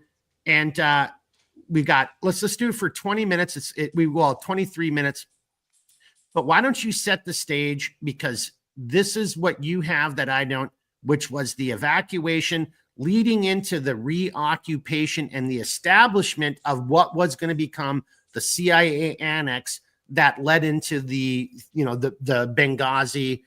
And before I say this, though, I just want to be in all this transparency and just because I'm a human being. David, myself, and one other individual years ago said we were not going to watch that movie 13 hours unless we could watch it all together. Well, the harsh reality of life is, and we had made plans, let's meet in this place and do that. And let's all hang out. We hadn't seen each other in a long time. That's very difficult to do. And it didn't work out. I've watched that movie once, DB. That's all I've ever watched. I watched it the one time on an anniversary. I had to do it. But why don't we start with you, right? That whole establishment, you've already talked about evacuating the embassy before. Why don't we pick up from that into the establishment of Benghazi? Let's go from there. So I put my X handle. I can't do that very well. Right there. So if anybody is interested, they can just go to X. It's my pinned tweet because it's It's I really other than posting videos of my kids for college purposes, that's all I really have used X for, is to make sure that people have this story of the evacuation out of Tripoli. So after the evacuation out of Tripoli, there's the setup, the war is going on, and obviously the United States, we are finding that we have to get involved somehow. This is just what we do. This is particularly what the CIA does. I it's just it's an American crusade. That's really what it is. It's how we conduct crusades, pushing our values overseas, whatever you want to call it. But the war is going down, and then the only logical only logical step is to, when Libya is falling, Tripoli is falling, we need to work with the rebels to, potentially take out Gaddafi, which I'm still questioning why that was needed. And I think Hey, tons of people were. and thank you for saying that, because I was like, I don't want to interrupt, but that has to be brought up, because the question should have been asked, should we support these guys? Because most Americans probably don't realize this during that So period. I guess, yeah, you see, yeah, you add to it, like, Gaddafi was not the bad guy prior to the. Yeah, so let's go back to the to how we were operating in Libya prior to that. Sometime in 2006, 2004, one of those times, somebody in the United States said, "You know what? Gaddafi is an example of how we can actually it must have been 2006 or 2008, how we can work with a, hostile government to disarm or become more friendly, or we could find common ground." And during I that think time, that we was actually. normalized. I think we were already doing that in the 5 and the 6 time frame. At Yeah, least yeah. So he at saw least the groundwork was being established during that period of time. And Gaddafi was smart. He saw what happened Yeah. in Iraq, and he's all like, "Yeah, the writing's on the wall. I need to dial it back a little bit." And that's what happened. We normalized relations. We opened up an embassy, and I was there from when the embassy was in multiple locations. It wasn't even an He was in a embassy. fucking There was. hotel for about a year. Oh yeah, yeah. Well, yeah, yeah, yeah. I guess I should Yeah. mention. Yeah, yeah, yeah. That's where the embassy technically was. But At the yeah, very we had beginning. multiple. Yeah, the agency was operating in a different place. State Department. So it was. By the time I was getting there, we were starting to normalize. We actually got our own facility, our own compound, and we were just building an embassy from the ground up. And the idea was, this is cool. We're normalizing relations. It's not going to be perfect. Like, we don't have Marines. We're not building our own facility. We're literally renting a couple buildings and calling it an embassy. It was, to the average diplomat, it was a shit show. To the average security personnel, it was a shit show. It was dangerous. We were sitting ducks, but we had this true belief, and I like to believe it was true, that Libya was going to work with us on things that we were working together on, mostly anti-terrorism, right? And so that's what we were doing for a bunch of years. And as the events were leading up to, and I don't want to say Gaddafi was normal. The dude was unhinged. I get it. Yeah. But generally speaking, I think we had a decent working relationship to. Just say it, David. It was the enemy of my enemy is my friend. Exactly. Yeah, that's all it was.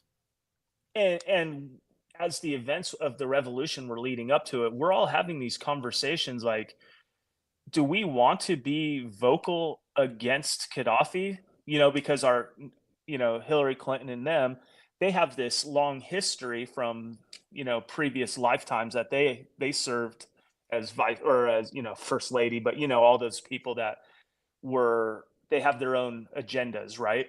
That are long standing. And the question was like, things have changed. Gaddafi's not necessarily an ally, but this is actually good. The country's stable. We're making progress on so many fronts. This isn't bad. So we were pushing CIA, State Department, the embassy was pushing Clinton and everybody in Obama to dial back their rhetoric. So so it wasn't so much anti-Gaddafi because we're thinking we don't know if we're going to go in and support the rebels at this point. We don't really know who the players are at this. And as And things started if I may, happening, just before you say that, you're talking about the rebels. We don't know who we're going to support. I just want to dial it back, even years before that. So when I was in Western Iraq, like I knew we were killing bad guys, and to some extent, and I didn't know the whole intelligence chain because I didn't have a need to know, but I'm not an idiot. I knew some of this information had to have been coming out of Libya because we were killing and capturing dudes coming out of, Eastern Libya. So, and then back to, so all I'm just trying to say is this was, again, it wasn't perfect, but there was a change in the modality. There was a change in the modality is the wrong way of saying it. There was a change in the attitude that could have been exploited. A shrewder person could have exploited that. The enemy of my enemy is my friend. We could have exploited that, waited that motherfucker out, and then, fuck, dude, I guarantee we could have recruited one of his kids. I mean, I guarantee it. Absolutely. And what we did know at that time is back east, where Gaddafi's sphere of influence and control was a little bit more lax. Yeah, Derna, where the terrorist capital of the world, where they're all going into Iraq fighting, like out of this little town. And we'll get to that if we can. But, we don't really know. And I just remember the chief and our analysts were all sitting there, and he's like, this is a bad idea. We're sending different reports to Washington than the State Department is. State Department's all hurrah, revolution. Let's get people voting and democracy and, finish this crusade. In the state or in the CIA's thinking, really, stability and security is kind of the ideal right now. This isn't a problem. We're actually getting along. So anyways, prior to the events of the revolution, that was our stance. And that, who knows when that changed. And I know it was political because at the very top, when you have Obama, Clinton, and everybody who had a hand in this, they wanted Gaddafi out. They saw this as an opportunity. They weren't seeing it as an opportunity at stability and security. They're seeing it as an opportunity at putting a mark in the world on their terms, pushing democracy, getting rid of this dictator because dictators are bad, right? I'm sorry to interrupt you.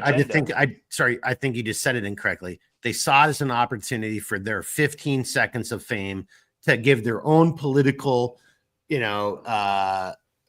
promotion, like, look at me, I killed or I disposed or I overthrew a dictator, as opposed to the bigger strategic long-term game of the enemy, my enemy is my friend, and this guy will eventually die, and I can easily recruit one of his kids. And look, boys and girls, if you're watching this, throw me under the bus, call me an asshole for what I'm about to say, but I'm America first. Let the old man die, turn him into a quote unquote friend, let the old man die, and then work on who the successor is going to be, and make sure, just like Machiavelli, that's the prince. That's our guy.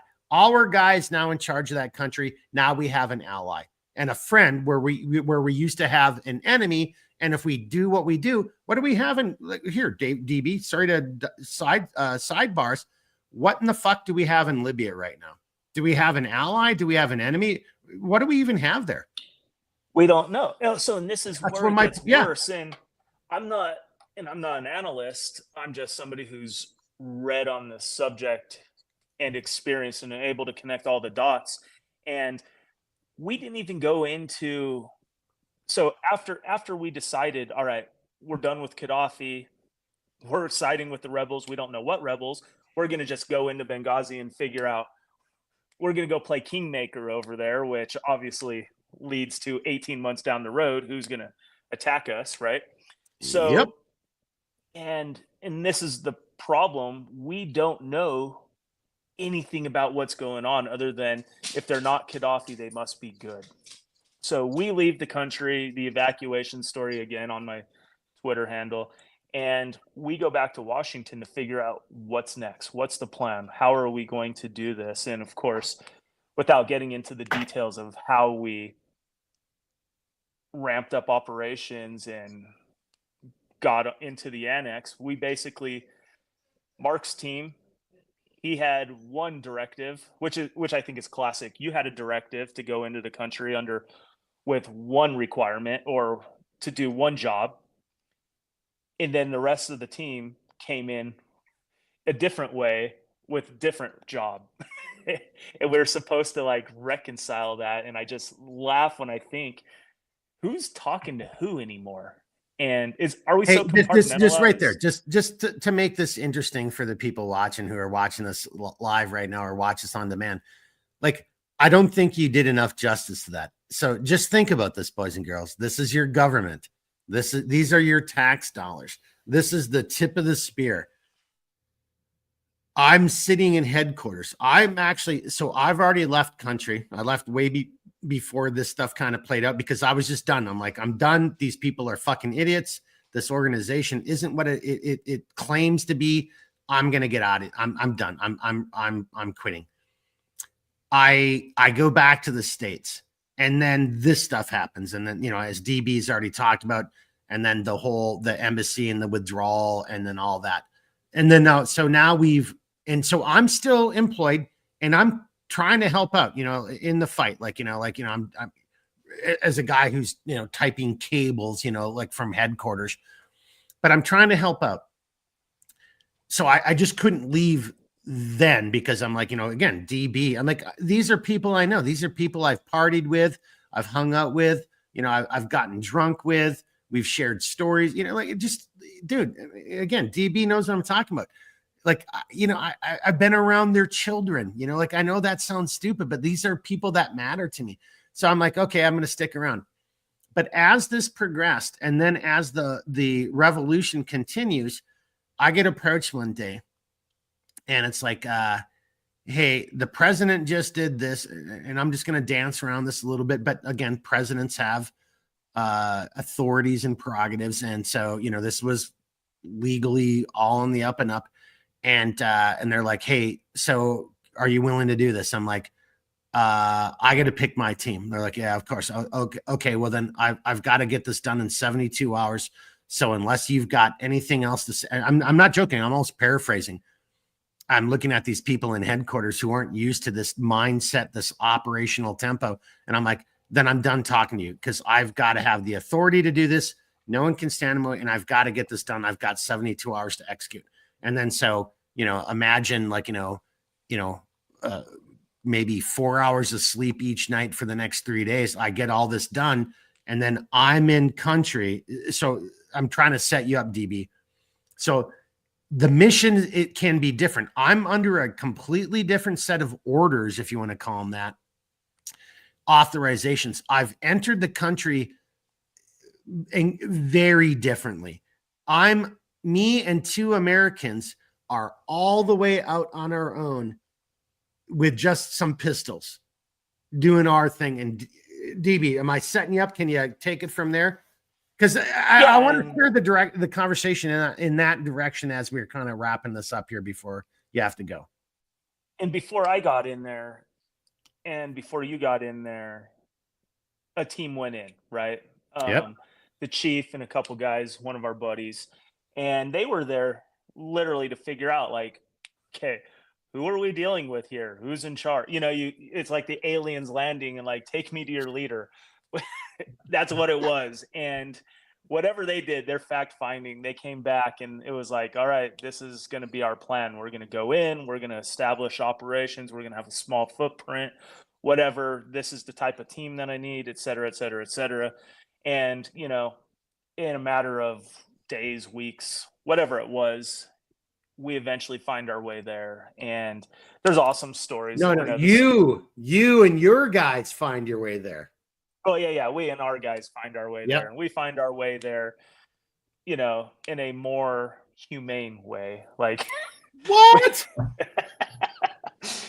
Well, not humane, but I was comfortable flying in. I mean, we were worried about getting shot down and all of that, but minor details. Yeah, just on that note, just because it's Cialis After Dark, I wasn't worried about getting shot down. You know why, David? Because I was doing Nap of the Earth the whole fucking way. Like, we were hugging the terrain. Like, You know, I was worried about like there's not enough altitude if I have to jump out of this plane. Like, you know, I might as well just go for the branches at this point. So I don't know if, oh my God. I, like I said, you can't cancel me. So good luck, government. One of the delays, we had lots of crazy, weird delays.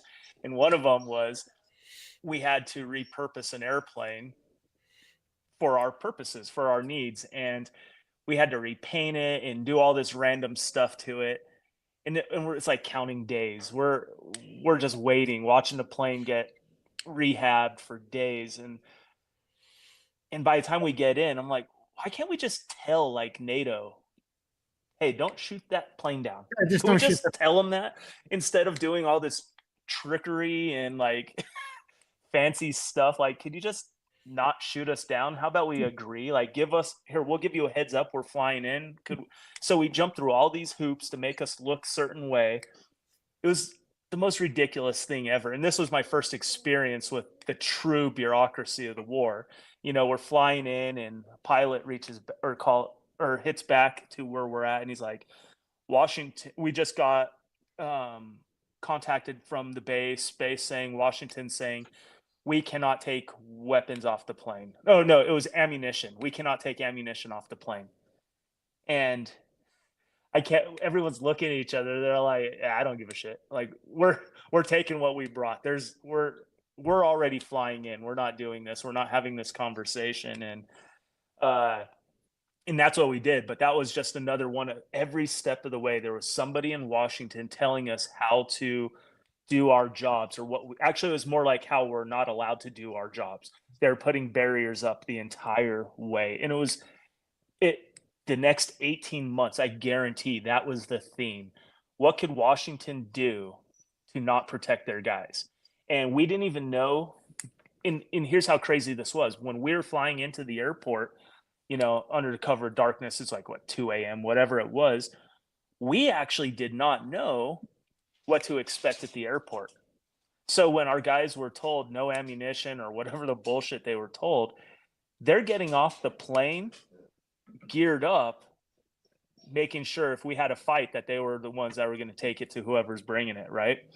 And I'm just thinking, putting all the pieces of the puzzle together, like if we literally had hostile entity at the airport, you know, taking on our plane, and all our ammunition was crated back up to return to the mainland with our ammunition, like we're gonna die then. How many times in Benghazi were we like, this is stupid, this is dangerous, this is bad, what are we doing? And that was like the theme the entire time. And that so right there, I'm sorry but to switch the conversation or to move it into that direction, because I think that's, if I want to accomplish one objective here tonight, is to point out how what you just said right there. Because at the very end, you know, the attack on the consulate and the attack on the annex, I unfortunately hate to say this, it was because people weren't willing to approach the situation the way you just described it, or to talk about it that way. It was let's ignore this stuff. It's better to ignore this. And I'll just to set you up, and you can back me up on this. I mean, this is when we were now together. And I remember looking at this one area, and I'm like, and so, you know, I'd spent time in Iraq, Afghanistan, and, you know, there's a piece of technology called the J-lens. None of this is classified. This is just, imagine a big telescope with a fucking camera on it, so you can see things, right? It just, you know, but it's slave to a compass, so you can be like, you know, give it a sector or give it a compass reading, you know, but you can look at this. And I was just trying to point out, like, you know, there needs to be a J-lens. This area over here is a huge security issue. This is an area where somebody can probe, set up, you know, intelligence, surveillance, reconnaissance, you know, like observe us. They can attack us from this location.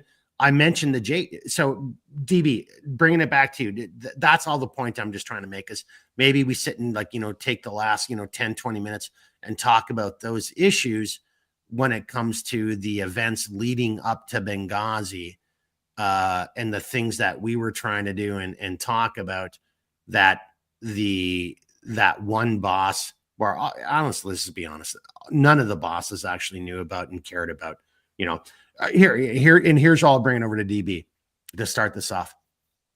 You've already heard us allude to, I was already in country, and I entered the country in a completely different mechanism under a completely different cover with a completely different mission. It's me and my two other American, ground branch guys. I link up with somebody and, kind of like OSS kind of days, the way it's supposed to be. Eventually the bureaucrats gotten, whatever. And so I'm meeting the chief, and he says to me, he's like, "What the fuck are you doing here?" And I'm like, and I just, me being me, and I already made my decision. I was out of this fucking bullshit organization. I say, well, I just made this all up, and I just commandeered national assets and host nation and allied assets. And I just flew me and a team of two other guys in here so we could kick some ass. Like, what the fuck are you really asking me this question? So, all right, DB, bringing it back to you. Well, that's just another example of how no one knows what the hell's going on. How did the chief, literally numero uno in the country, not have any clue what you were doing there? At some point, he's the boss. He's in charge. He's the tip of that spear in that country. But this was just another example of what's going on, the chaos. Nobody knows what's going on. All they know is send a bunch of people out and just on that note right there, just because I made a reference earlier, and for people watching, maybe, I fell victim to not giving you the description. I was under a presidential directive, right? So there's a certain level of authority that I was operating under, a directive issued by the president of the United States. And then to DB's point, the chief of station is going, "What the fuck are you doing here? What? I didn't ask." I'm like, "Yeah, I don't give a fuck if you didn't ask for me. I'm here for some other fucking thing." And then that caused all kinds of internal drama and political chaos within the CIA and whatever, fucking stupid shit. And another one of the frustrations, and I hate the State Department versus CIA conversation. We each have a role. We each have different aspects of serving America. That's like arguing our quarterbacks better than wide receivers or running backs. Like, that's a stupid fucking, like, you're a team, man. You're a team. But the question was, we understand when we're going in that it's all up to us. That's why we have different type of training than the State Department. When we're in that country, we have certain different type of personnel. When State Department goes in, like, I think of them as like our little brother. They need protection. They need this. They need that. They need to they can't go in there clandestinely. They need to go in there as the United States envoy with full protection. Like, this stuff should, if the annex got hit, if the CIA station got hit or annex, I get it. That's going to happen, right? That's just part of the job. That's the risk we take. That's an inevitability of us doing our job. We should never be having a conversation about if the consulate gets hit. And it's not even a real consulate. Let's walk that back.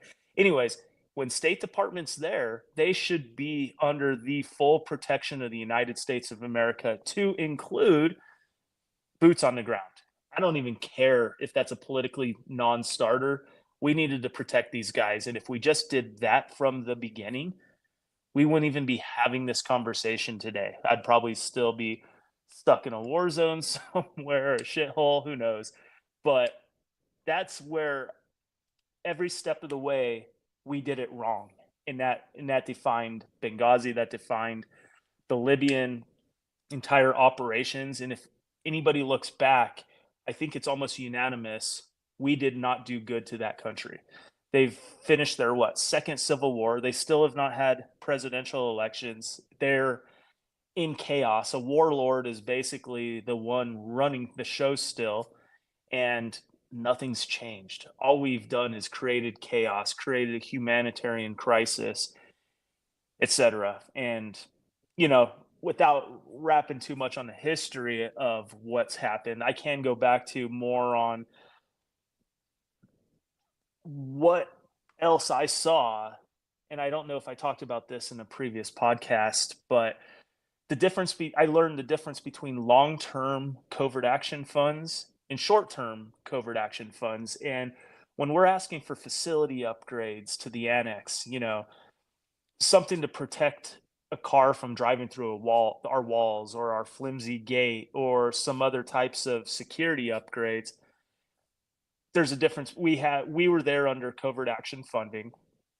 And when we asked for security upgrades, just something to protect us, they said no, because Congress only authorized you short-term funding, and what you're asking for actually falls under long-term funding expenditures. So we could not act by Congress, and this is why I blame Congress. Congress would not allow us to build security upgrades into our facility, because that would have changed the definition of what we were doing to a long-term covert action campaign.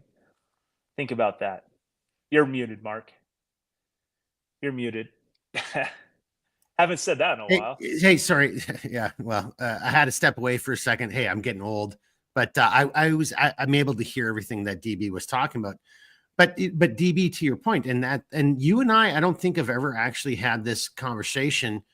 And I kind of like it, because I'll just admit, like, I might be wrong on some levels, but if I am wrong, like, and if these actions that I was recommending didn't happen because of funding related issues, all I'm trying to say to everybody, boys and girls, is that that's something that's got to be omitted. We've got to wipe that out, because here's what I'm trying to say. If you're in a fight, there are no rules. There is no, I've got to go back to you and ask you for funding for this or that or the other thing. Like, you either have to have your rules of engagement, and you have to have the ability, and the leaders in charge of whatever those operations are have to know the legal guidelines in which they're conducting those operations, so they can have the freedom of action to do that, because they're in the field. They are the guys and gals who are making those split-second decisions based on the whatever's happening around them at that moment. There isn't time to send a message back to DC, and DB, you're going to laugh about this. I kind of already can see your face smiling when I'm about to say this.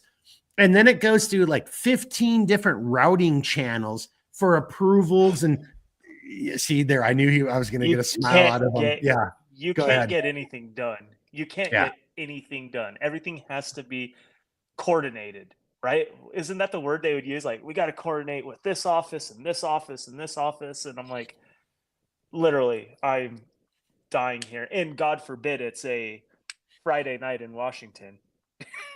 Nothing will get coordinated until Monday, regardless of the fact that you're in a war zone that doesn't care about the normal operating hours. Oh, and if there was a holiday in there, you're even doubly fucked, dude. Yeah. Because there's like, so if there was boys and girls, here's some inside baseball. If there's a holiday on a Thursday, I'm just making this up. If you were in the field the week before the holiday, that Monday, Tuesday, Wednesday, don't even try. Maybe on Monday you might get lucky, but you really, and then the week after the holiday, like, you literally have a week before the holiday and a week after the holiday, and you just kind of like, this isn't going to get any progress. I'm not going to get any answers. I'm not going to get the support, because everybody back in the States who are government workers, and there's a holiday on Thursday, that means Wednesday is a non-work day. And that means people are getting drunk in their offices on Tuesday, or having parties or whatever. Leaving early. People showing up on Monday, that's your best bet. And that depends on how drunk or hungover they are from whatever they did on the weekend. Like, you have your best bet is that Monday before the holiday, and then maybe the Thursday after the holiday. That's your kind of bet right there is. And that's honestly, and I'm only bringing it up because I saw that shit when it really, as how it pertained to Libya. We were doing the things we were doing. Me and my teammates, and I know this is going to sound, I don't know what it's going to sound like. I hope it sounds as honest as I'm trying to say it. I'm not hanging out with DB. It's me and two other Americans in a house way the fuck away from those guys. I don't have any quick reaction force. I don't have any medics. I don't have any artillery. It's me and 2 other Americans in a house with 9mm, Glock pistols and a shit ton of money in the middle of a war. And yeah, it probably wasn't as risky as it sounds because we were, behind friendly lines, but we were also in that part of the world where most of the terrorists, in the war proceeding were coming from. And DB's kind of We're smiling. literally working with the terrorists. So how about this? Because we're not going to do this any justice. I just realized we're going to have to do working with the terrorists. Yeah. So how about this? We're going to have to do a part 2 of this. And I really hope we can get our buddy to come on board and talk to who I'm talking about. And then I want my partner, my teammate. I think he's still involved, so I don't think he's going to come on board. But anyway, there's so many more stories we could tell you. But how about we just end it right there on that, DB, and then I bring it over to you for the closing comments, which is, again, we're in a war. It's difficult. There's things going on, and it's not simple. And me and my little crew over here doing this, you guys are doing that. God, maybe that's not a good place to end it on. I mean, but the thing is, and I could wrap it around to what we were talking about a little bit earlier, is no one's communicating. We're ridiculous when it comes to what we're doing. We're not learning our lessons. We didn't learn our lesson from Khost. We didn't learn our lesson from Benghazi. And I'm glad you said that. But before you say it, so again, I'm not joking. He wasn't my bestie. He wasn't my best friend, but he was my colleague. He was a colleague, a friend. He was like, I never would have said no. If he would have called me up one day and said, "Hey, I need a place to crash," yeah, come and sleep on my couch. And he died needlessly. And I was trying to teach lessons to him.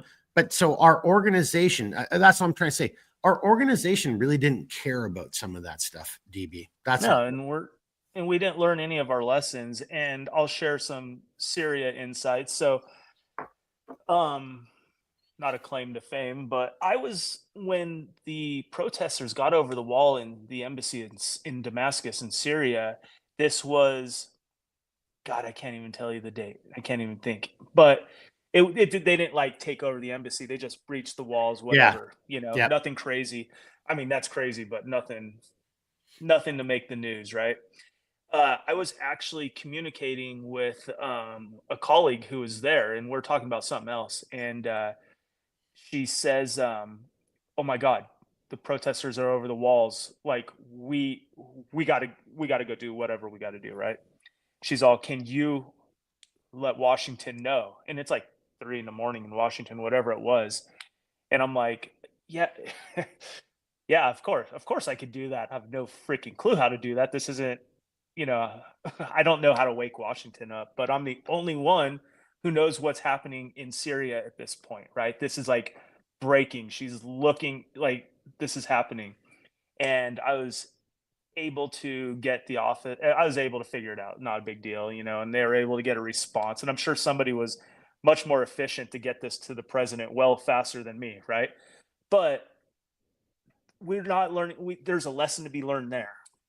There's lessons to be learned in all these places, and I feel like we never learned them. And then we come to find out over the last 10 years in Syria, the CIA-backed militias are fighting the Pentagon-backed militias. Like, this is more typical than, I don't know how to describe it other than it's almost standard operating procedures now, where we're just using our own resources to fight our own people. It makes no sense, but it's a symptom of no one knows what's going on. No one's communicating. Everybody's out there doing their own thing, whether it's for a promotion, whether it's, and actually, cynically, I think it's always only for a promotion.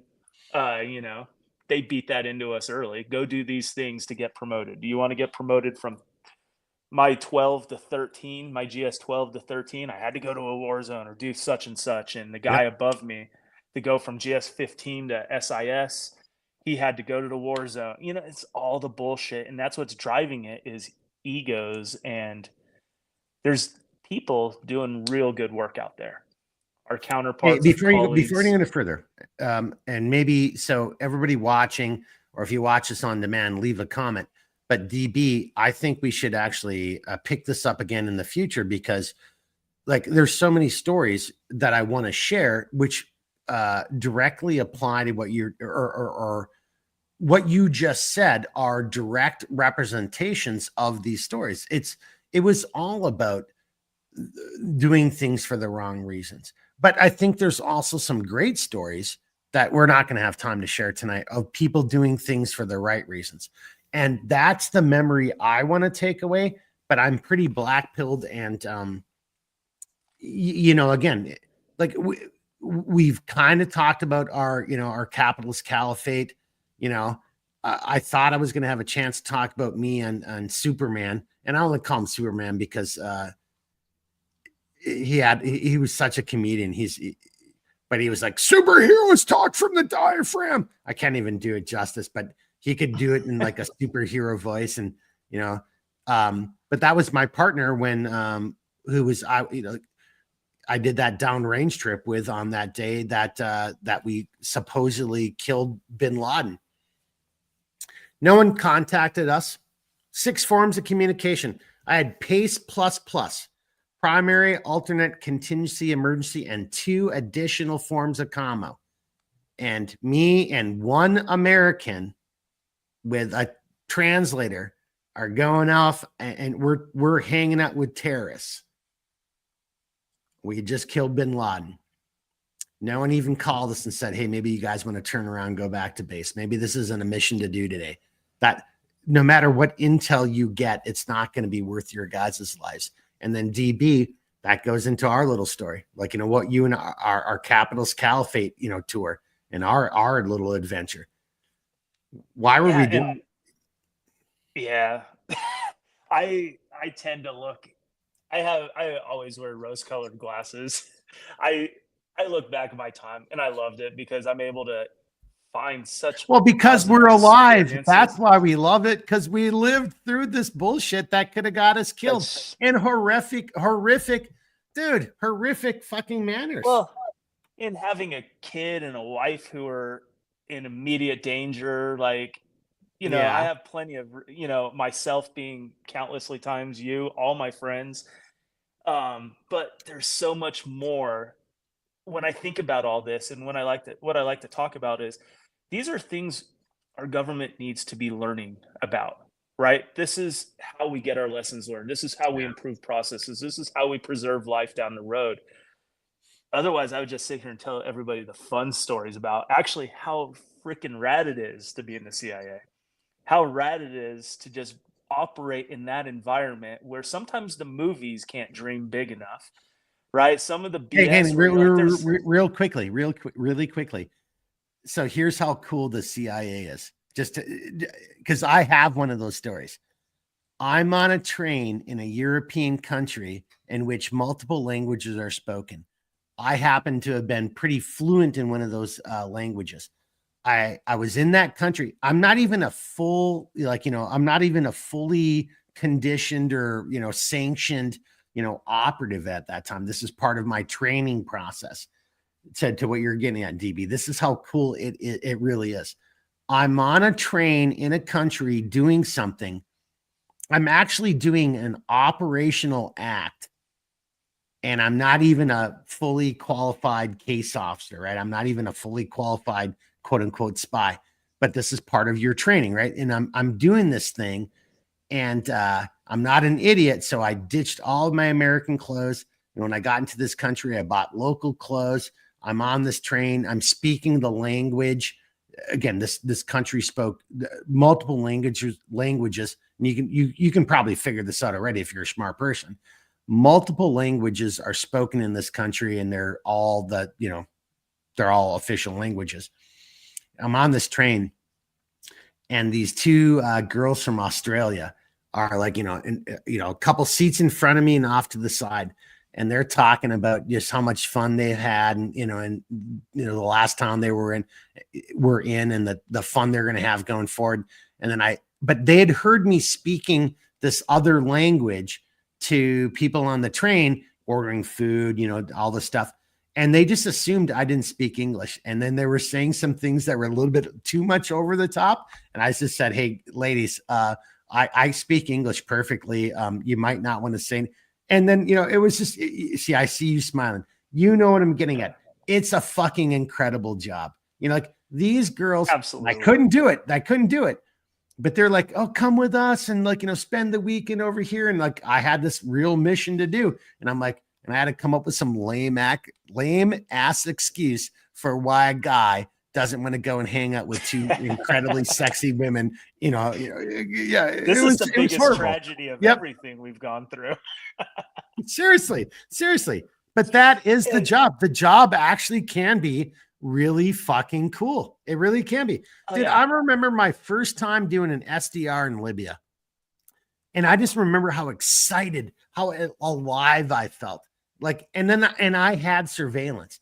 And I was like, oh my God, I'm under surveillance. Oh, this is all the training, the real, I'm like, oh, dude, I felt so alive doing that. So we're going to have to come back to the Benghazi conversation, because we really didn't talk about the horrors and the pitfalls and the things that could have been avoided. And now we're just talking about, and I like this though, seriously. Let's wrap this up on the positive things. That job, that organization could be so much better. And me as a person, I remember going through all the training I needed to take before I even went over there. And I just remember like, dude, I would have paid for this. Like, you paid me to do this. Absolutely. Can I fail so I can do it again? Like, I can't believe I just went through that fucking training. That's what Patrick incredible. was saying. How do I fail to keep the driving training I can't wait to teach my son to drive in a few months. I'm going to have to rent a car or something. I'm not doing it to my cars, but I'm going to teach him to drive the way the CIA taught us to drive. It's the best driving experience you could ever have for, oh my God, pushing a car to its limits, figuring out how fast can you turn this? How fast can you be going to hit a 90-degree turn? Like, let's test this. Let's figure out what your comfort level is. And it's like, okay, let's freaking do it. You know, you're crashing cars into cars. Oh my, I can't even tell you how awesome the training was. But yes, you can. You can just simply say this. You got paid to do that. I mean, like, seriously, would you, like, if somebody said, hey, look, you're going to go through this training for a week, but you're not going to get paid for it. We'll just call it a while. I would have been like, are you fucking kidding me?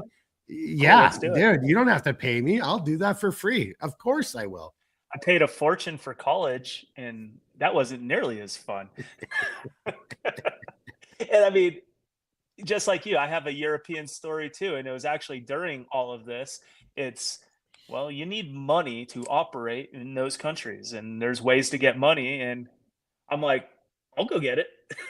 And it's like planes, trains, and automobiles just running around Europe and I'm not even the guy who should have been doing it, but I'm the guy who got the. Oh no, you are the guy who should be doing it. Yeah, you are. I'm running around Europe with more money than I've ever seen in my life, and I'm having a blast. Missing planes, sitting in airports, just like, this is just whatever. You know, someone told me what to do, and I'm going to do it. And I had it's just one of those. You find the positive.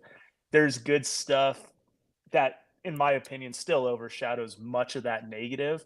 And again, even in the worst environments, you find your colleagues there, and we had a great time. You know, Benghazi I tell people, it wasn't as bad as it sounds, because remember those huge pizzas we got?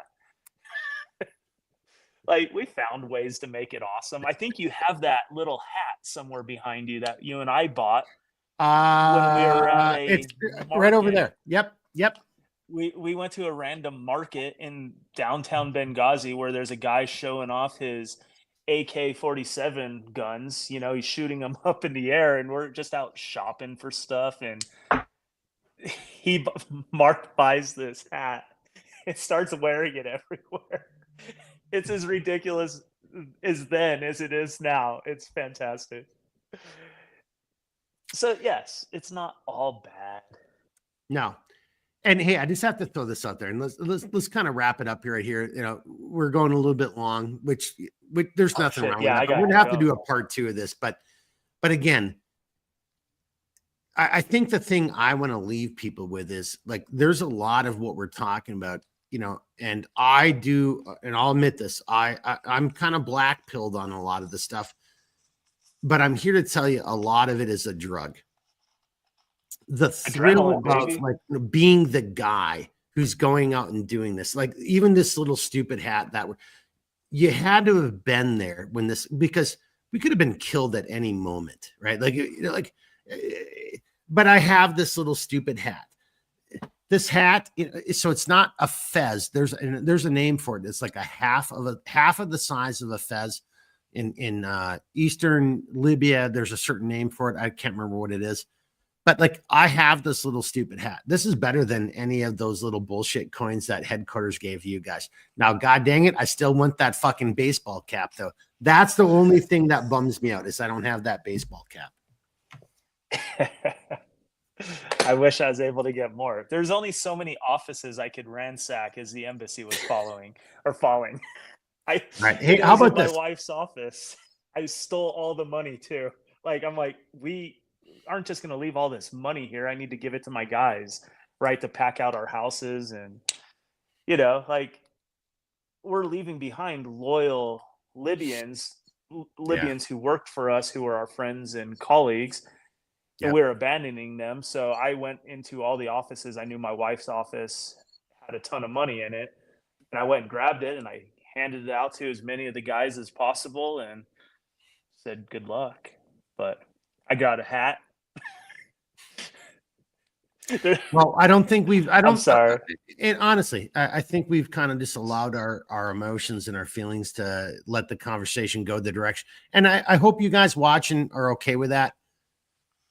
We didn't really talk as much about Benghazi as I think David and I wanted to tonight. So we're just going to have to redo this again in the near future. So just bear with us, I guess is what I can. David, you got another way of saying that? I don't know how else to say it. Yeah, we're just leaking it out in bits and pieces to keep people coming back and interested. How about that?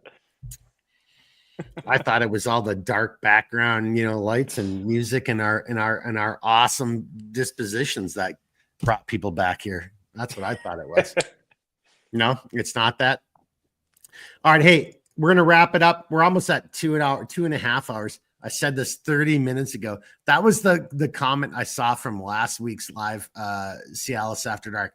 Like, people were laughing about like, okay, we're wrapping up, and then 30 minutes later, oh, we're wrapping up, and then 30 minutes later, oh, we're wrapping up. But we are gonna wrap it up right now. So DB, share what you want to share.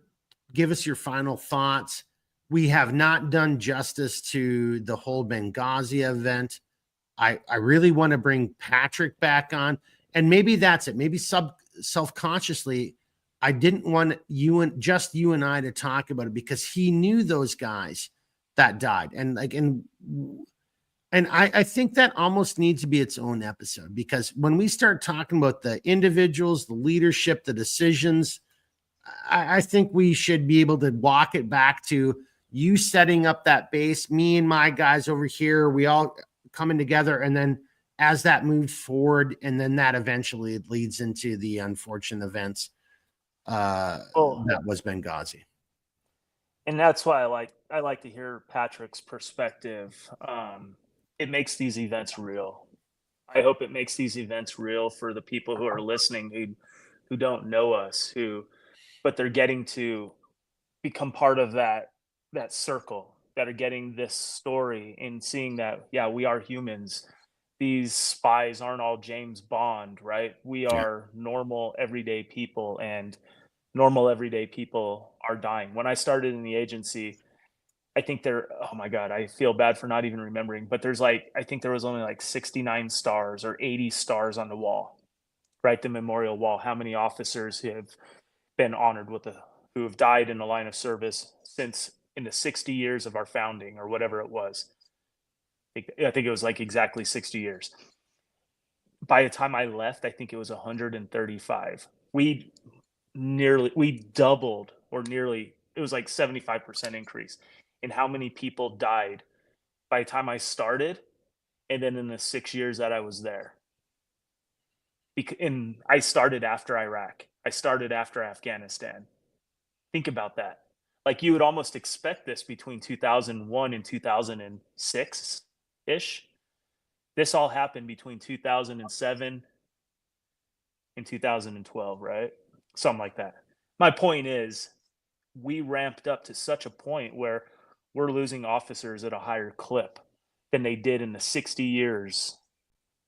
And I don't think it's because I mean, there's a million reasons why, but it's just something to think of, that these people were normal people. Our colleagues were normal colleagues, normal humans with wives, children, parents, siblings, nothing out there mysterious. We're just normal people. I know, didn't want to leave on a somber note, but I think about that all the time. How many people died? It used to be the backdrop of the screensaver on my computer, the memorial wall, because it was always reminding me, like, dude, this is really happening out there still, And I'll just say this to you on that note right there. It's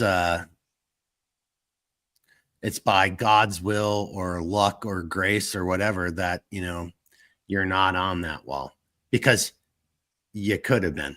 I mean, and that is just like, I know this sounds so trite and so cockneyed, but like, no, it's like, dude, when you and I got into that Hilux and drove and did, could have been the last day of your life, period.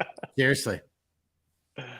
And instead, it was one of the best days of your fucking life, Heck yeah, see some beautiful country, meet a few terrorists, have a good time, Yeah, come on. Hey, come out. What is that from Die Hard? From first Die Hard. Come out to the West Coast, have some fun. He's crawling through the vents. Yeah. Yeah, exactly. No, exactly. I did do it justice, but you picked it up. So yeah. Greatest Christmas movie. I know you just did that yesterday, but anyways. Take us out. We're at 2.5 hours. Let's just wrap this up. Give us your final comments. But I'm going to say this. I'm going to, I know you'll say yes, but we're going to do this again, boys and girls, maybe in January. David and I barely put the meat on the table. We didn't even really talk about Benghazi. And truth be told, Patrick had to go to his event. I think we're going to redo this in January, honestly, and I'm do this about again. to get rushed out the door. Yeah. So all right, so take us out then, sir.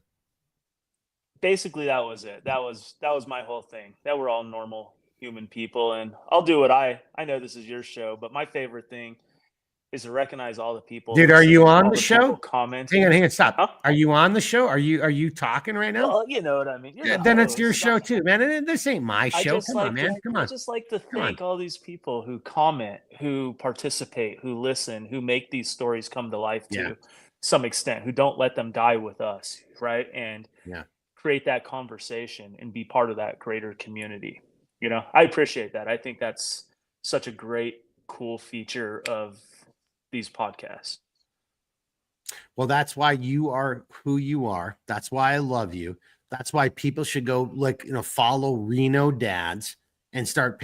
But that's why this will never be, we'll be lucky if we get 100 views on this video. I mean, honestly, because the powers to be don't want people to hear what you just said right there, which is so honest and true. No chance. Yeah. But well, I love it. Although you've already switched baseball caps, and I appreciate that because you're taking us out so I don't feel so pissed off and guilty. Like, I'm serious, boys and girls. I have bugged him for like probably 12 years. Like, where was my fucking hat? Like, dude, I was there. Where was my fucking hat? I don't care about the coin, that bullshit coin, which was awesome to see it. Like, seriously, ego. I don't care about the little stupid, monetary award. I just wanted the fucking hat, dude. Dude, do it again. I'm sorry. I was looking at the camera. Do it one more time. I saw you now. Oh, that's a Tripoli diplomatic security coin. Look at that ego. Oh my God, it's heavy too. Fucking assholes, I'm telling you. Seriously. All right. Any comments? Last comments coming in. Otherwise, we're wrapping this No. up. No. Wife's gonna Okay. yell at me in seconds, so All right. Well, hey, Fair enough. DB, throw me under the bus with household 6 if necessary. But you go have a great rest of your weekend. Thank you so much for taking the time from away from your family to share your stories. And I'm here to tell you, I think I'll talk to you and Patrick offline, and we'll do a part 2 of this in January, and we can get into the actual nuts and bolts of what happened and in the why. Because I don't think we did a lot of that very much tonight for Benghazi anyway. But I'm not going to lie. This is a hard topic to talk about. I didn't know how I was going to respond to it tonight, and I think for me, this was like a good, okay, I started talking about it. Now I can talk about it a little bit more. So, for me as a person, I think it was a good place to start. All right. Well, I gotta get out. So it's always a pleasure, brother. Love you guys. All right. See ya. I'll talk to you later. Be good. All right. Bye-bye. All right. Take care. All right, boys and girls. Thanks for watching Cialis After Dark. Friday, the 12th of, I guess technically today's the 13th of December, not the 12th. But thanks for watching Cialis After Dark. Thanks for the people who've commented. Thank you guys for watching. There really is no script or anything for any of these, so it just goes in the direction and the flow it's going to go. I actually thought we were going to talk a little bit more in depth tonight about those events, but that's just not what happened. So we're going to do another version of this, and I'll bring P. Rick and DB back on, and we'll try it again. If you got questions, comments, you know the deal. Reach out. I'll do the best I can to help you out. I mean that very seriously. We got a weekend coming in front of us. If you're here in the States, I hope you have a great weekend. We have Christmas coming in front of us. Hanukkah, Eid, it doesn't matter. Goodwill towards all men, peace upon earth. I mean that very seriously. And I guess my last little comment, besides this hat, which doesn't fit my head, when I bought this thing, so we got to tell the story. There was danger involved, and I was a little bit rushed. But this isn't small. That's how it's supposed to fit. That's right there. That's how it fits. Anyway, next week we've got on Thursday for the CLS loadouts. We're going to talk about a new version of the G3 that has to do with ham radios. We'll do that on Thursday of next week, which would be the 19th. And then on the 20th of December, one of our great friends to the channel, Blackbeard. I always smile. He's like a swashbuckling, pirate. But we're going to probably sit and talk about UFOs. Now, that might tweak a little bit because of all the drone activity out, actually, everybody's talking about, the East Coast, but this is taking place across the world right now. So we might incorporate the drone activity, but we're going to talk about UFOs, cryptids, things like that. That'll just be a fun conversation. That'll be our last of the Cialis After Darks before Thanksgiving, before Christmas. That's our schedule. I think that wraps it up. I think that does it. Any comments? I don't see any new comments, so that'll do it. That'll about do it then. There it is. Yep. So thank you for watching. Really appreciate it. God bless you guys. Have a great weekend. Reach out if you have questions. Until then, keep thinking, keep moving, never quit. All right, Gene, if you're still with us, get it going. Woo! All right, boys and girls, be good. We'll see you again soon. Take care.